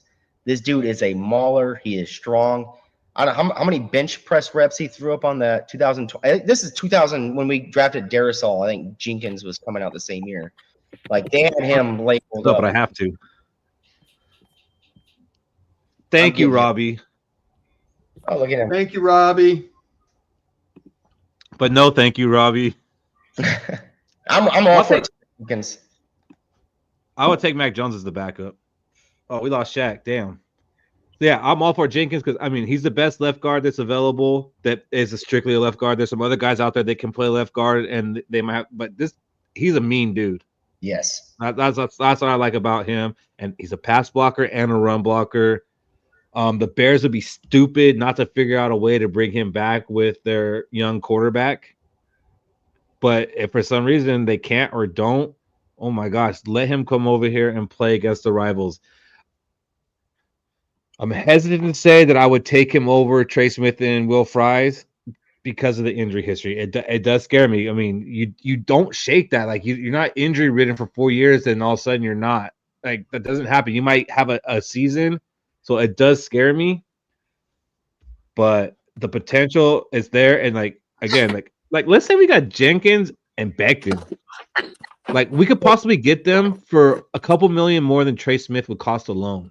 Let's say we got Jenkins and Daniels. We haven't got there yet. I know. Shit. Tevin Jenkins is. Cody don't know how to wait for shit, Keith. Don't you know? Cody don't know how to act. Cody's like, "Where's that shark? I gotta jump it." Yeah, I'm circling him 100%. This is the guy that you overpay for. You overpay. Tevin Jenkins is definitely one of the top 3 guards, right or left, that's available in this free agency period. I think it's Trey Smith, it's Will Fries, and it's Tevin Jenkins. And the Vikings have to come away with one of them. Like there's no debating that. There's no arguing that. They got to come away with one of that. And if they have to put a Band-Aid at the other side, fine.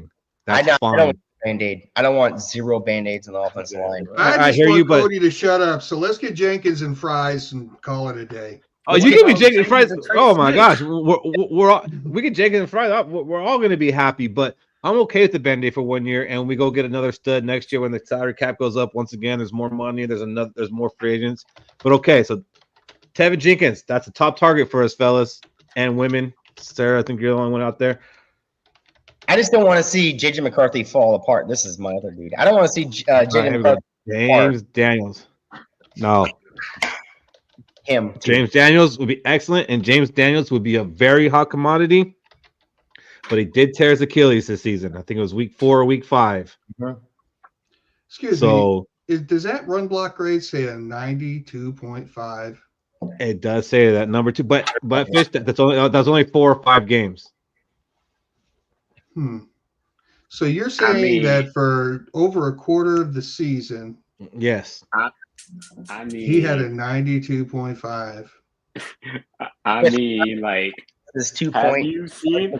Did any of our guards have? Did any of our guards have that this season at any point? No. That's the man. But Give me him and Tevin. I'm gold. didn't he play some center? He does play some little bit of center too. So you got a guy we could pretty much put anywhere on the interior of the line. I'm definitely in on him, especially if he's under $10 million. Like the 5 to 7, fine, that's great. Give him 9. If he's developed, and what gives me hope again, I mentioned earlier, Brian O'Neill. He tore his Achilles. He came back the next season. He was the same guy that I didn't care too much for, but was a good player. So I think he can come back and be the same player the next season. Man, 4 games ain't. Yeah, I get it. But this guy could play the left and the right side. So if we can sign him for under $10 million and get one of the other studs, this line is rocking. Like that's why I'm saying earlier, why can't we be what the Philadelphia Eagles are this offseason? We can get 2 of these guys and still go get a defensive tackle. And we already have the edges set on the offense and the defense. So put us down, yes, for James Daniels. 100%. Another guy, Patrick McCarry. He plays the left and the right side too. So A little small for me. We're kind of getting to the nitty gritty here, but we're just showing you who's available. And I believe McCarry actually had a really good season this year. So he's probably, going to be a little bit of a hot commodity in that second tier of offensive linemen. Fuck that! I want an elite guard. We're gonna get 1 elite guard and 1 not elite guard, but good guard. We're just gonna say it. Nobody doesn't gotta say it. We're not gonna get 2 elite guards. Like it's not gonna happen. We're gonna get 1 really good elite guy, and we're gonna get 1 guy that he's better than what we've had the last 5 years. And I'm gonna take that. And I'm gonna take that. You need a lead guard, Quasi. Do not fuck around and get a second tier guard to save money so you could go spend it on other positions we don't need. I hear you. I just don't think we're gonna go get Trey Smith and Will Fries. We're not gonna get Tevin Jenkins I'm talking to Quasi. I'm talking to Quasi Adolfo Mensa. This is what he needs to hear. You sent him a tweet. Hey, watch the show. If the quarterback is what's keeping my job alive, I am getting those 2 dudes on that offensive line. I ain't gonna lie. So now we move to the centers. If you guys think that we might try to replace Bradbury, there's really only 2 options. There's a third option that plays for the Bears, but I mean he's basically another Bradbury, just looks different. So there's 2 centers really available. They're going to be at top of the line. One is Drew Dahlman. He might go back to the Falcons. And his build, it's about the same as Bradbury, like almost identical. But he has been rated one of the top centers over the past 3 seasons. So you're talking about a $10 to $12 million hit for this guy. And if we were to cut Bradbury, there's a $3 million dead cap. So if we were to pay him $12 million, we're essentially paying $15 million for the center position. Yeah, I'd pay 15 for Drew. I think Drew's a really good center. I think I put Drew Dahlman as a top 5 center in the league. I said it. He is. There's really not a debate there. He is. I don't think the Vikings are going to do it because I think they don't feel Bradbury is the main problem. It's the guards, and Bradbury is cheap. Mm-hmm. Yeah. Bradbury's value is in his price. And I think they're trying to develop Michael Juergens to be his replacement. And why not? Why not? Michael Juergens is a big dude. That dude could be a mauler. Like what? Hartman. You know what Michael Juergens is? Here goes the Codyisms. Sam Hartman transfer because of Michael Juergens. Michael Juergens is the Dollar Tree store version of Garrett Bradbury. Just dog shit, dude. You have no faith in our team's ability to develop guys.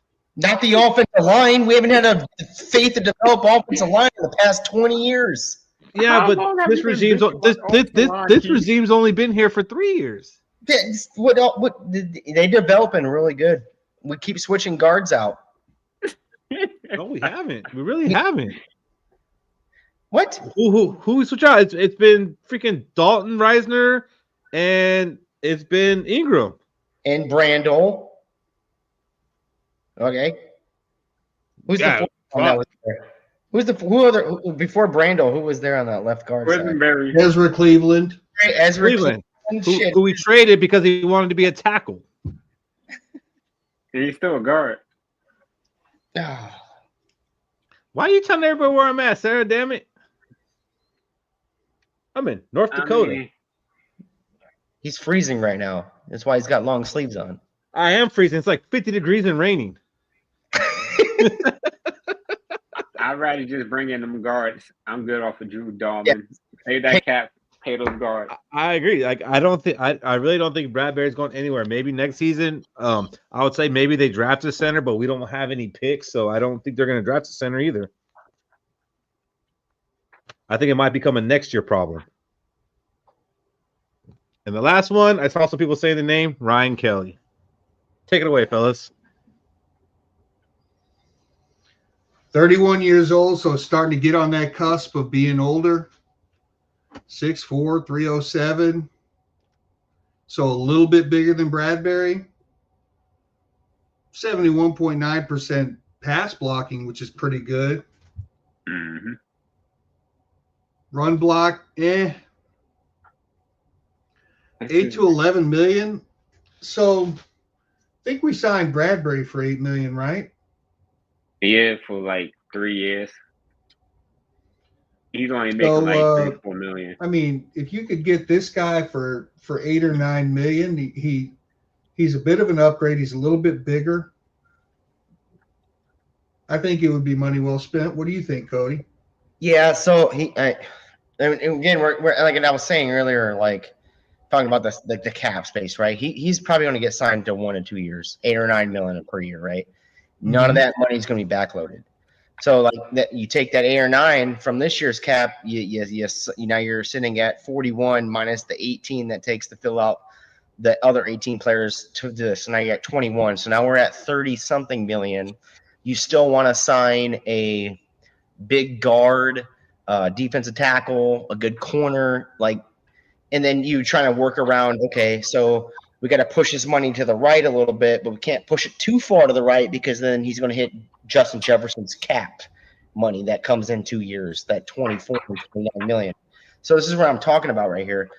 If we do not sign 2 really good guards of this, and that's the only things we get out of free agency, which I'm okay with because I'm still saying, hey, we're only going to see 2 names this year. We're only going to see 2 names this year that are big. If you do not sign 2 good-ass guards, but you sign 1 good guard, you go after Ryan Kelly, you take that $3 million cap hit. That's my opinion.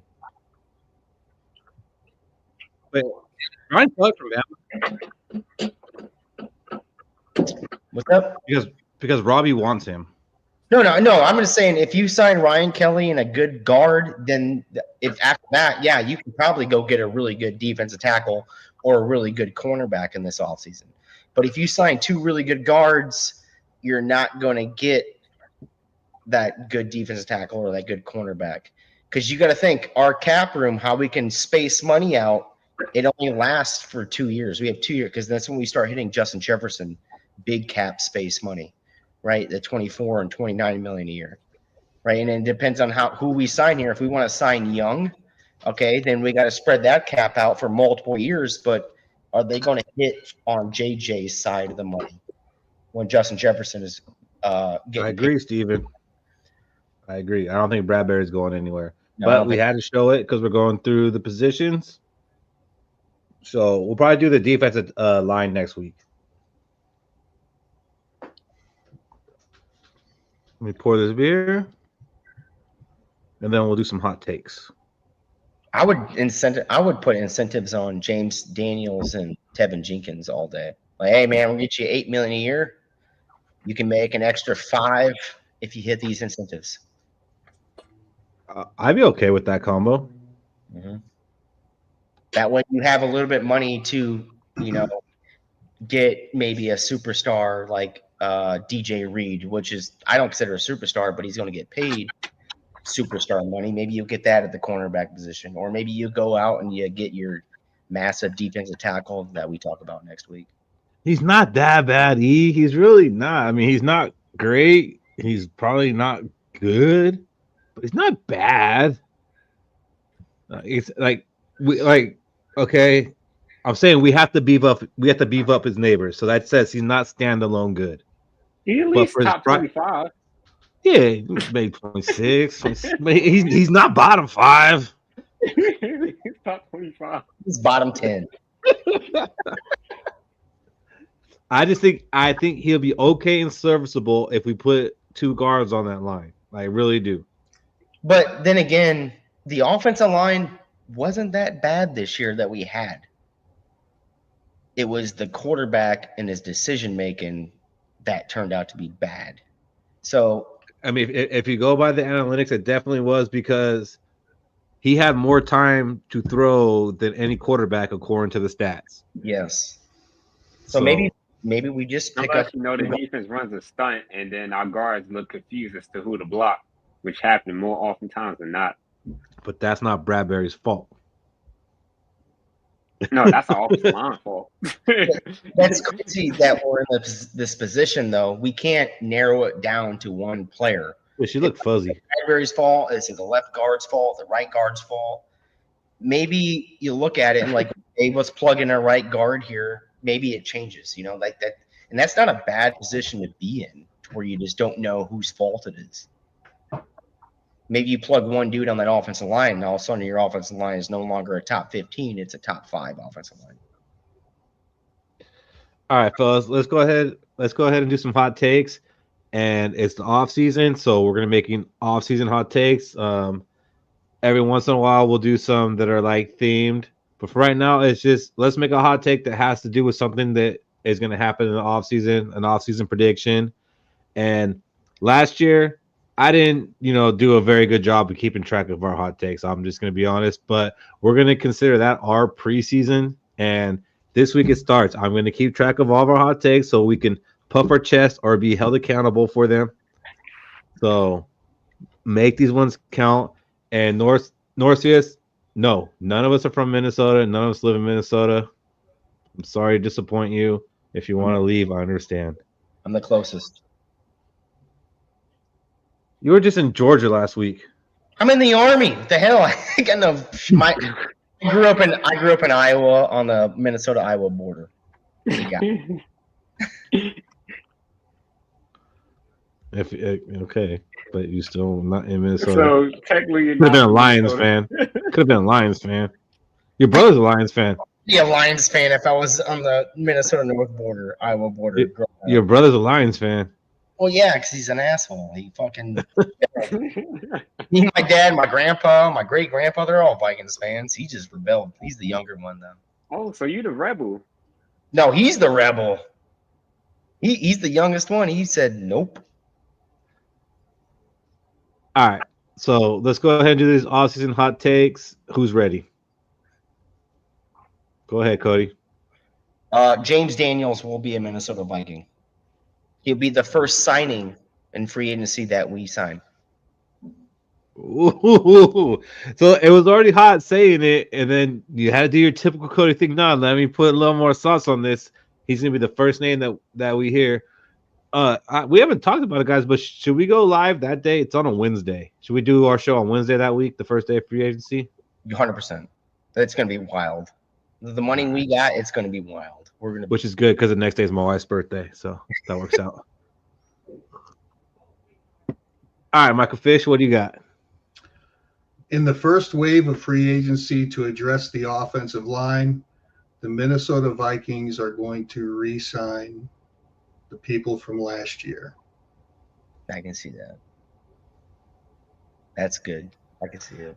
I need some more. I need some names. Our week 1 starting offensive line for 2025 is going to be exactly the same as 2024. It's going to be O'Neal, Ingram, Bradbury, Brandell, and Darisaw. Wow. Because KOC did come out saying we're trying to fix that. And KOC got the extension, so that's what's gonna. Fish. I said, this is supposed to be hot takes. The Wills are like, Nah. the Wills are like, we'll extend you, fix the offensive line. It is hot because we've been just pumping up how much we need to improve it. It's recognized. We got to improve it. We got to improve it. It's going to be the damn same. Yep. Don Reisner is not going to be on this team. He was not the week 1 starter. Yeah. Okay. We've been saying it for Ed the past Ingram. years, man. It's gonna happen. You just brought the whole mood down here. Buddy, look, man, I can't. The whole chat's crying. Look at it. Emiliano's crying. Like, what the fuck, man? He's like, Yeah, that's wild. Cody, stop. Cody, you can't say he's probably right when you just said that James Daniels gonna be our first one. Come on, man. Stick to your guns. Looking at the hot sauce. Looking at the past 20 years, he's hitting the stats right. They match. I know what he's doing. He's trying to speak it into existence by zigging when he needs him to zag. I get it. Thank you, Steven. Me and Steven don't always agree, but we agree more often than not. And we do think you're smoking something, Fish, or maybe it's that Viking Berry Monster product placement. Product placement. Bush Light. All right, Shaq, what do you got? So I don't know how hot this is, but I'm gonna say it anyways. Before the season starts, Kwesi Adolfo-Mensah will be extended. Okay. That's pretty hot. Fish, they're being Doogie Howser right now. Yeah. During a clippable event. I like Fish's run. His hot take is the one that makes sense to me. I don't like it. I don't.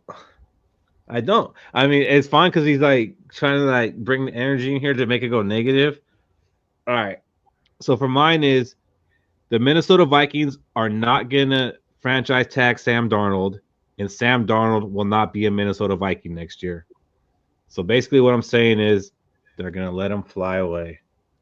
They're not gonna do anything to try to retain him. He's not gonna be here. Sam Darnold is gone. We're not gonna try to get anything for him. Yeah, that kind of makes sense too, because if you franchise tag it, you know teams are after him. But after the last 2 showings that we saw him go to pumpkin mode, go back to Sam Darnold mode, it doesn't make sense to tag him if the teams aren't interested. And I don't think owners are interested. They watched the last 2 games. They're like, nah, this guy ain't taking us to a championship. So yeah, I still hear a lot of chatter. There's been a lot of news sources from like a lot of credible people saying that the Vikings' best option is to bring Sam Darnold back. The Vikings want to bring Sam Darnold back unless it gets priced out. And I think priced out is like $5 million. Yeah. Like, they're not bringing him back. And the Vikings have shown like they're not going to franchise a player because they like to do what is right by the player. Like they've said that. And to franchise someone is not doing right by the player. If they feel like we're not going to sign you to the contract you're worth, we're going to let you go ahead and try to find that. And I think KOC kind of said that. KOC said like Sam Darnold deserves the opportunity to go out and find his value, something like that along those lines. Not word for word, but he said like this is the first time like he's going to get to go out and do that. So he kind of already alluded to it. Can we at least put a transition tag on him? No tag. He will not be a Viking, and we will not get anything for him. Because the thing is with that tag, you don't want to stick it on him. And then, like what I've been saying is these owners know that they won't do it. Then you're stuck with that tag. So Keith, the not get anything for him, if it's announced that we end up with Okay. Stop. No. We'll get the conditional draft pick. Okay. We're not gonna get anything this year for him. Okay. Okay. And that's fair. That's fair because that's something I would do to you guys. So that's fair. We will get the conditional draft pick for him. What I'm saying is we're not gonna franchise him with the intention of trading him, and we're not gonna sign him to bring him back with the intention of him playing here. yeah. That's the nature of the take.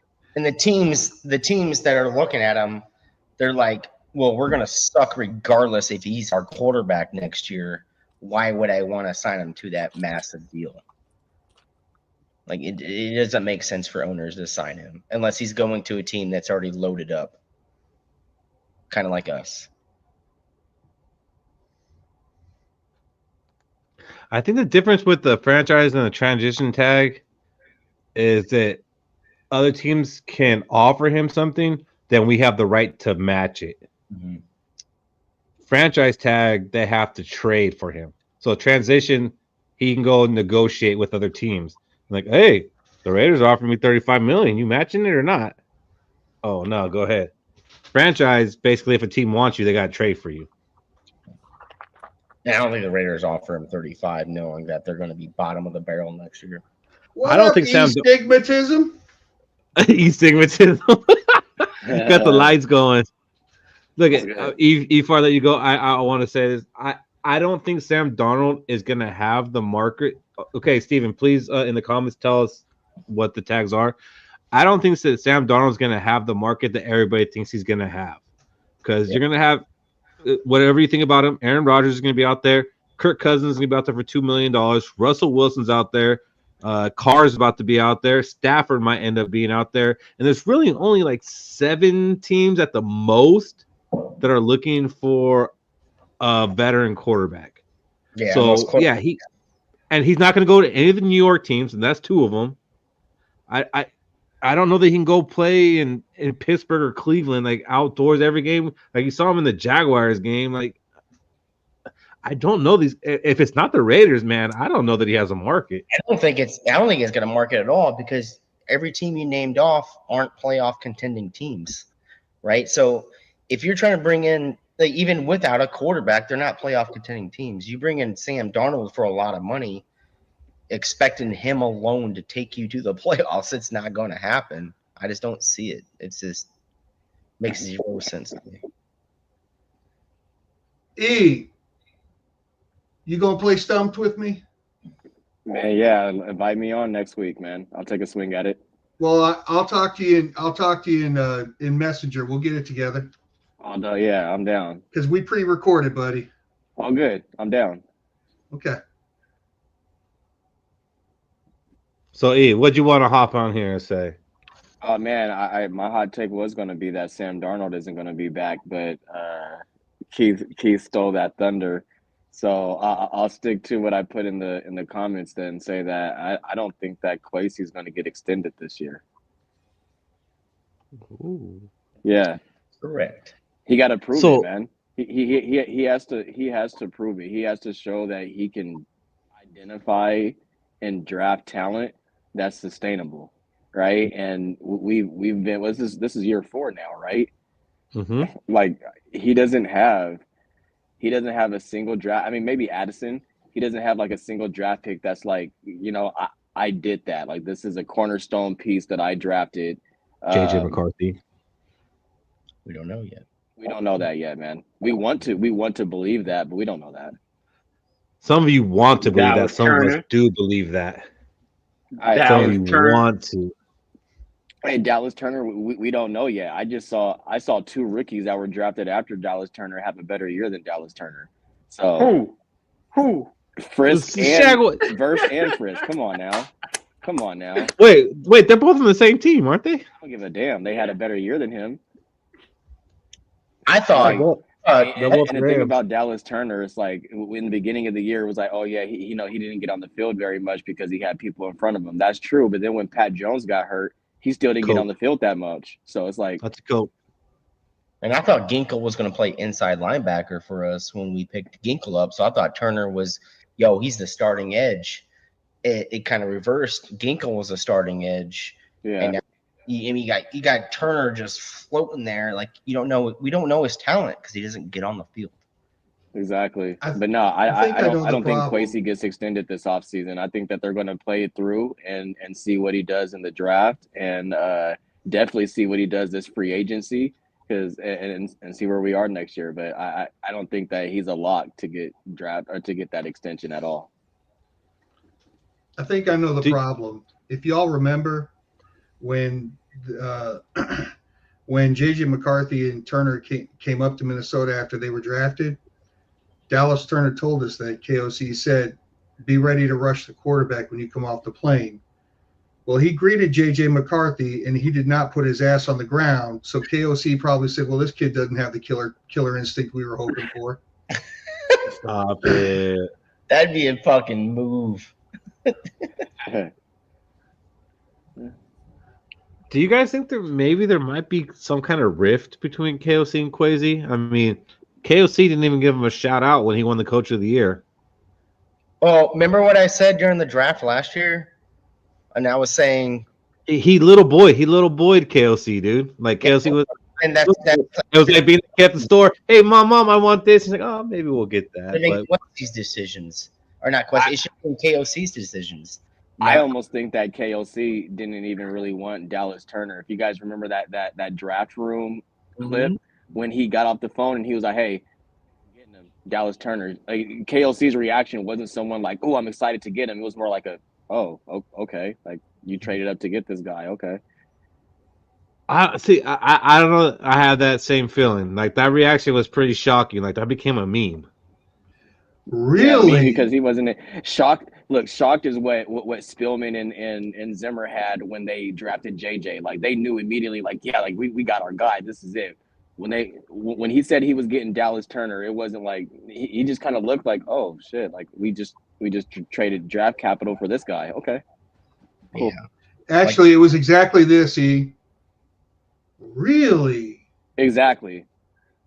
100%. In my opinion, you have an offensive-minded coach like KOC. You do whatever the fuck he says you to do as a GM. In my opinion, that's this like Zimmer, right? We went to national conference championship. Oh, Zimmer. Damn it! We went to playoffs every year with Zimmer. Like we had every other year in the world because Spielman was listening to Zimmer the whole time. He wanted Zimmer's like, give me my guys. That's who I want. And then you seen the rift later on when the offensive players started coming in, and it was like we're losing sight of the whole thing of what the coach wants to do. As a GM, the main person I would listen to would be KOC. I mean, like Howie Roseman and Sirianni, they have such a great relationship and they draft very well because Sirianni doesn't give a fuck whether he has offense or defensive players. He chooses the correct players on both sides. We got KOC. So KOC's offensive minded. You got to go get offensive minded players if you want to be a GM in this league. We're getting them. Really? Yeah, just really. Like, you don't think that was like exciting? No, I think that was like, really? How much did we give up for him? Like, okay, he was all right, cool. That looks more like wow! I can't believe we just did that. Oh, Garrett Verse. He said, "Shaq." I'm not seeing that. I'm really not seeing that. Like, I saw a little bit of a smile in that. Really, that was a positive reaction. You can't sell me that shit. Yeah, I don't know. I don't think KLC was all the way on board with that. Yeah, I don't think KLC was all the way on board with that, man. I think you got no leg to stand on with that take. Oh, really? You went over? You didn't take Brian Thomas Jr.? That's the guy I wanted. Or who else is the offensive player? But yeah. I will agree with this. Kwesi did take over that draft room. Or no, maybe it might have been a cornerback, Nate Wiggins, because he knew KOC probably knew. Hey, my team is loaded at edge rushers. I got Greenard and I got Patrick Jones and I got Van Ginkel. Why the fuck are we going after Dallas Turner when I already got so many edge rushers on this team right now? I got three. And cornerback is a very big need on this team. Cornerback is a huge need, right? And then, man, I think I recall going into the season that Van Ginkel was a question mark with the foot injury. Yeah, that's why he got Turner, because Van Ginkel was a question mark with a foot injury, who was injury prone, from what I recall. But we didn't have a single cornerback on this team at that point. Mekhi Blackman and Caleb Evans. That was our two starting cornerbacks. Caleb Evans, fuck. That was our two starting cornerbacks to start the draft. And then when you think about it in hindsight, like we probably could have kept that draft pick and still been on the hook for either, like I said, a Wiggins, a Cooper DeJean, or even the two studs from the Rams. I think I don't think it was a knee-jerk reaction move by Kwesi. And But he's had a Turner, couple of them in 4 Dallas Turner is years. widely considered the best defensive player in the draft. So like, there's some hindsight He going was. on here. He was. Not by me. You gotta throw that out there. I don't think you ever said you want a verse over Turner. You might have said I spoke up. I want a verse over Turner. No, I don't think you ever said that. You might have spoke up verse, but I don't think you ever said you wanted him over him. It's all on video. We can find it. We can find it. It's all here. The first mock draft and the only mock draft we did on live, I said, give me Jared Verse. And we took Dallas Turner and J.J. McCarthy when J.J. was still considered a second-round pick. Hey, I will have to side with Shaq on this because Shaq had a whole take when he was showing the highlights from Jared Verse, and he was talking about, and because I remember I got on that podcast that night, and I was like, I like Jared Verse, I just don't like the fact that he went to Florida State, but he was solid. But Shaq was advocating for Verse. What's up, Mike? What's up, Mike? Chilling with my bros right about now, and just wanted to come on the show for a little bit. Kelsey's looking. He's had a couple. Yeah, that's what I was about to say. Mike look like he's been drinking. I haven't really been drinking, but I have been smoking a bit. I feel You've been doing something. Oh my God, it's live. All right, hey, hang on a second. My buddy's trying to put you on live on his laptop. He's having a riot. Tell him to subscribe and like.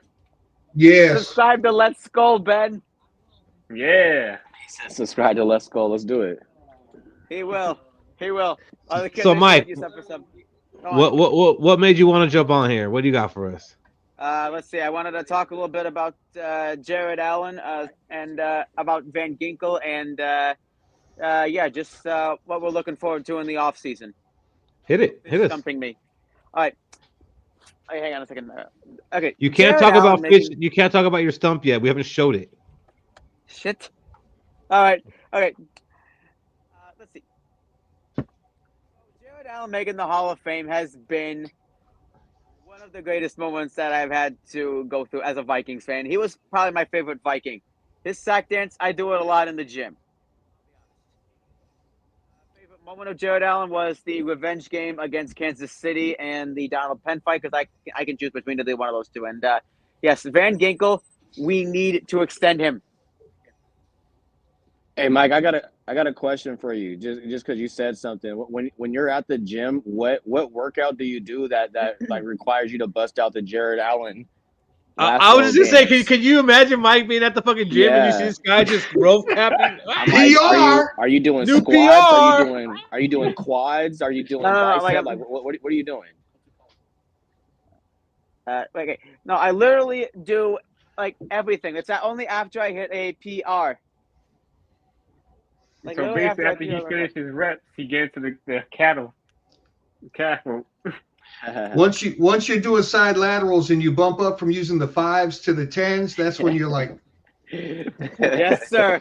Yes, sir. That's when I hit it. No, I don't do. Well, I do yoga on occasion, but not like every single day. It's good for your core and your spirit. It's all coming out. I don't do it every day. Mike does yoga. Oh, come on, Northifus. So we have actually seen Mike work out. He has Pleasure, buddy. We have seen Mike work out. Yeah, he's actually joined us while in the gym, followed direction properly. Yeah. Yeah. What are you guys saying right now? I got 2 people right outside the door being idiots. Got 4 people on the screen with you being idiots too. Nah, but they're being mega idiots. You guys are being the podcasting. All right, their penance is they too have to subscribe and like. Get them to do it. They got to do it. Yeah. They got to do it. But yeah, it's going to be really funny. But what do I say? What am I saying right now? Oh yeah. Yes, I have joined you guys in the gym. I even set a PR on my roast one time. You did. Michael Fish made you do a PR on live. That he did. We have the records. All right. Well, we already lost Cody, and I think we're gonna lose Shaq in about a minute, and then Fish won't be far behind. So let's go ahead and say our last words before we get out of here for the night. What do you got for us, Mike? Come strong. Orlando. And outside. You always come outside, never inside.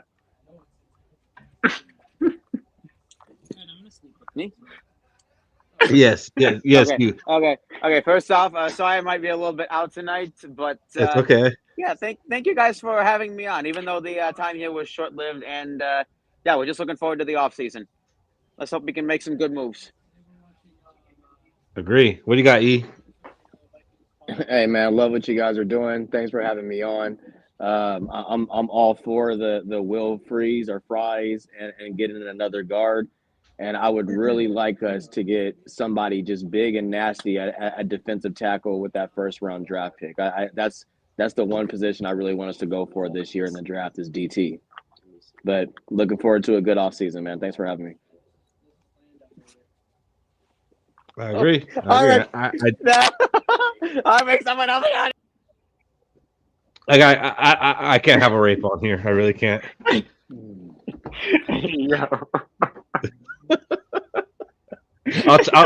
I'll check on him in a minute. Oh man, I'm about to delete this, ain't I, Fish? Some editing going on here. What do you got, Shaq? Make sure you guys, who's ever still in here, thanks for joining us for another Let's Go episode. We're going hard, we're going strong to the all season, and we just want to make sure you guys join us. It's gonna be a slow because some people don't really like the all season, but we're gonna try to make it fun. We're gonna give you the all season topics like free agency, re-signings, and we're gonna talk about that draft. The best part of all season is free agency and that draft. And make sure you stick tuned. We're gonna give you the updates so you're not lost when it comes time to signing day and when it comes time to the draft. Also, I'd like to thank Unc for doing the episode with Fish. Thank you, Unc, for joining us to help us grow. It's unfortunate you got stumped, but it was a nice pleasure to see you, on something new we're trying. And if you want to get involved, hit Fish up. And that's all I got. Let's go. Let's go for sure. If any of you guys want to come on Let's Dump and try to be the first one to not get stumped, let us know. And Fish should be more than happy to accommodate your time schedule as long as he's not working. He's going to do it with you. We got one set up for next week.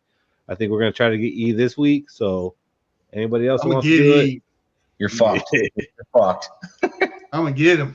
What do you got, I'm studying like the SATs. I'm going to spend the next 6 days studying. I just want you to know my record for you guys stumped is 3-0. We will find out next week if I made it to 4-0. Just don't ask me anything about the Vikings before 1997 because I was like 9. So he abides by it. He abides by it. I abide by it. Cool. If he goes 10-0 though, I'm trying to stump him. It's gonna be like, Fish, you keep talking about how in the early and mid 70s you were a toddler watching the Vikings. So in 1974, Fish, hey, no lie, I thought about that thing. Oh, so you've been watching since the 70s, right? All right. 1974, we was the first game was a home game. Yeah. Week 16, they were on the road. Yeah, E, your greatest lifeline in the stump thing is next hint, please. Next hint, please. I got you. There is, Thank you, as George. you've seen, there's no pressure from me to make you guess. David started it off, and he said, in the interest of fairness, I think I need to take a guess. You want to save all 3 guesses for the end and be wrong like that and look really stupid? Go right ahead. No, I'm gonna compile all that data and then use my guesses. But I'm gonna have a bulletin board up the next George. 6 days, just putting all the pieces Thank together. you, George. Thanks, George. Hey, there's one person that I want to win this stump thing. It's E. He's been day one. since we started as a guest, I want Good you night, to North Fierce. first. I'm Come on, running up Cody. the score on you now, Cody. I'm running up the score. It's just about to be 3-1, baby. 3-1. Even Let's King's go. got to drop. Appreciate the support, Cody. No, What do you got, Mike? hey, look, man, I look forward to doing it with you. We have some fun, talk a little bullshit before we actually start recording, and yeah, I like this. I really do. I think it's a good way to help us get through the off season together. Please, if you want to play You Got Stumped with me, let me know. Get a hold of me on Facebook. My profile picture is me in this lovely, beautiful Let's Skol shirt, patent pending, and I want to play with some people. So we got a long off season. Let's do some stuff, have some fun, and to 20 more years, fellas. Let's go. Let's go. Go. Cody. Man, this has been a journey for us coming up from like the start of that draft and then just moving forward with it all. And then like I remember having a TV in the background with a bunch of fucking on YouTube, and this is craziness. I love this show. I love all the guests on the show. All you guys in the comment section, y'all say your things. It's all Vikings, everything. Vikings till we die, purple till we die. Just remember, another season's coming up, man, and we don't know. Like we always don't know about the Vikings. Like we always think we're going to be good, or we always say, hey, we're going to be ass, and then when we're ass, we're really good when we say it. And it's a special fan base. Yeah, it's a special fan base. Like, man, everybody has their different opinions. It's not like the Chiefs or the Eagles or the Patriots back in the day. Like, we're winning the Super Bowl next year. Like, it's us. We're just like, we just don't know, and that's what makes this special and makes every season special. Makes every season, every single game we watch, like, whoa, we did that. Man, we're 14 wins. We're only supposed to win 7. Like, it's crazy. It's the weekend coming up. Be safe about it, right? Don't be a Jordan Addison. Love you, Jordan Addison, but you got a 3-game suspension on the way because you were dumb. Other than that, be safe. Don't beat your kids. Don't beat your wives. Don't beat your dogs. Don't drink and drive. Always. Let's go. All right. Well, for some people, it's the off season. For us, there is no off season. Football is 365 for Let's Go. So we're going to be here, talking football amongst each other. We talk football every day. For you guys, we're going to be here every week. So join us every Thursday, including next Thursday. We'll be here at 8:30 p.m. Central. We'll have another position group to talk about. If any news comes up, we'll be talking about that. If you want us to discuss anything, hit us up. Let us know. Hey, I want your guys' opinion on this. Hey, I have an idea for a topic. Hit us up. Let us know. We'll discuss it. But until then, let's go. Let's go. And join us.